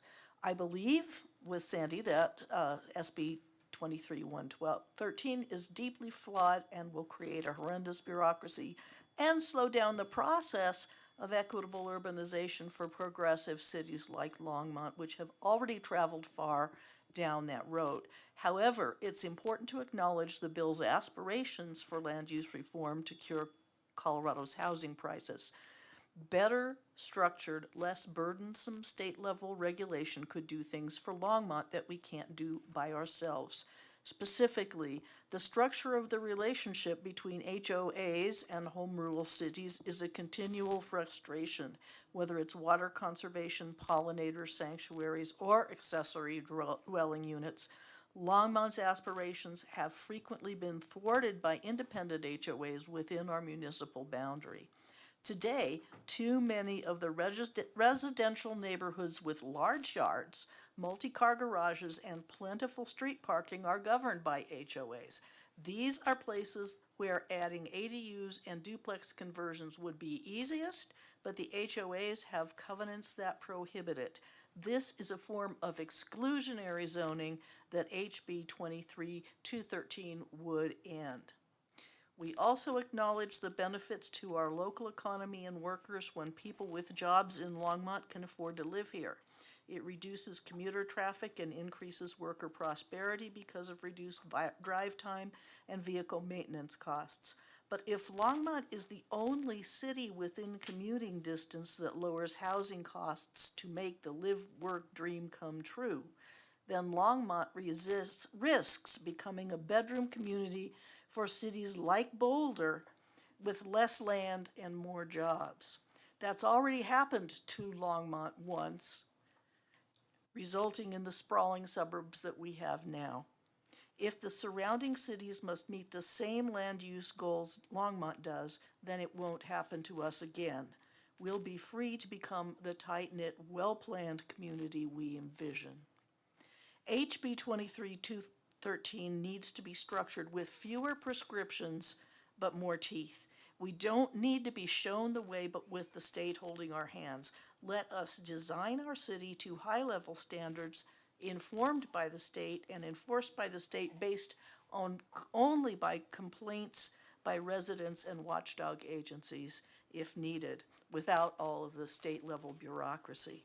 I move that council oppose SB 23-213 unless amended to allow cities to implement needed reforms, each in their own way. I'll second that. So, opposition to Senate Bill 23-213 was moved by Counselor Martin, seconded by Counselor Hidalgo Faring. Do we have discussion? Yeah, just, it's a slightly different motion, right? It's Yeah, oppose unless amended. Mhm.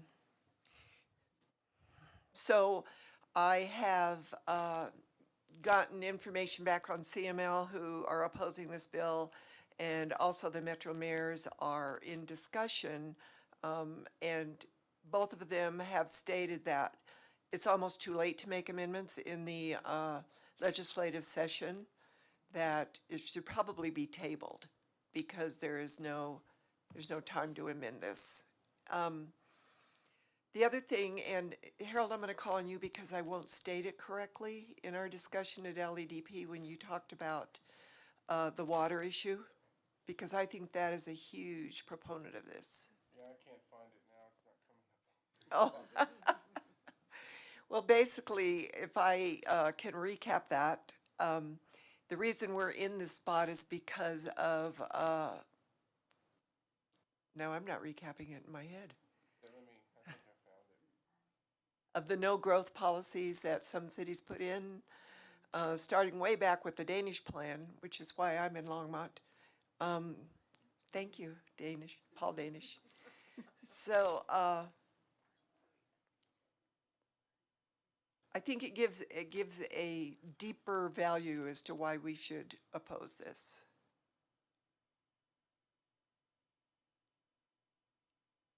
I think Harold's still trying to look it up, but, I would say historically, you're right, Mayor, that there have been some communities that have put growth caps on, that have done things in order to ensure that the ideas that you all have and have been pushing are prohibited in their communities.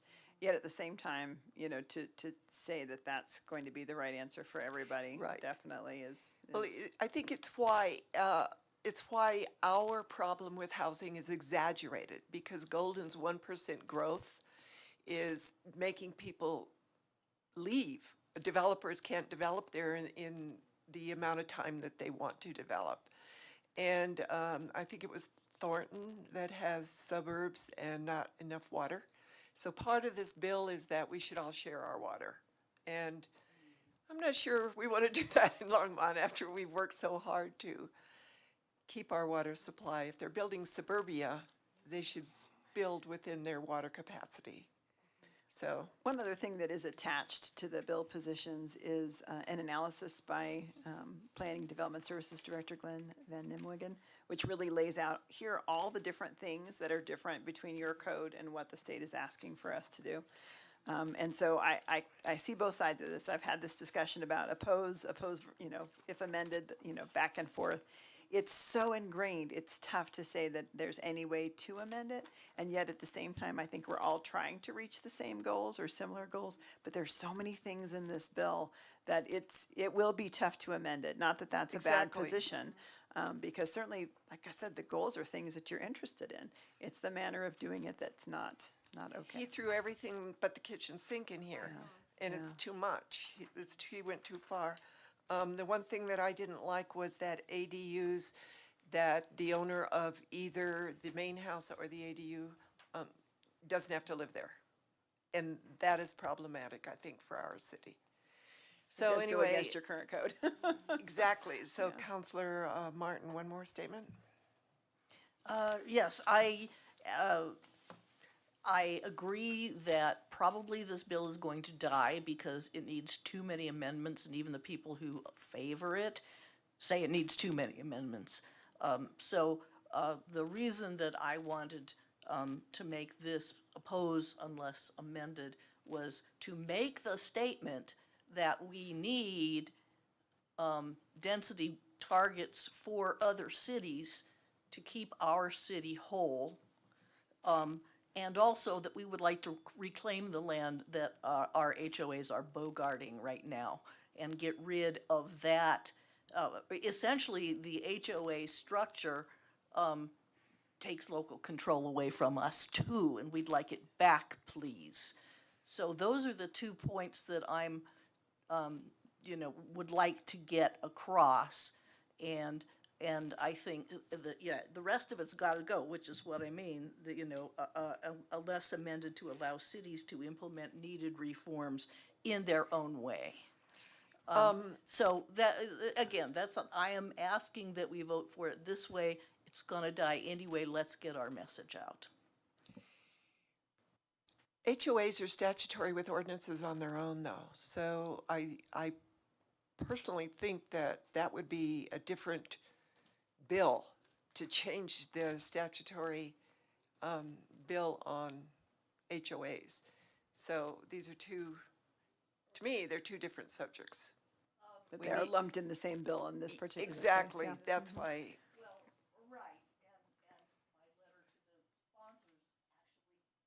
About changing them, but the bill, the state has the power to change the HOA power, and the bill that's before the committee tomorrow, soon, this week anyway, does take that power away from HOAs.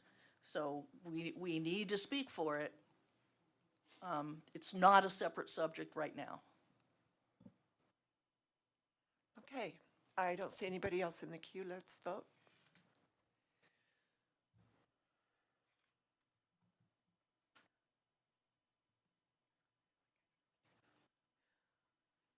So that passed unanimously. We are in opposition to this bill.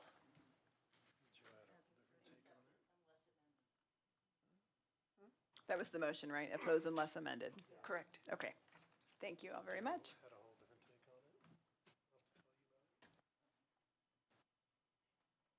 Did. Uh-huh. Okay, we are at the end of our meeting. Mayor and council comments.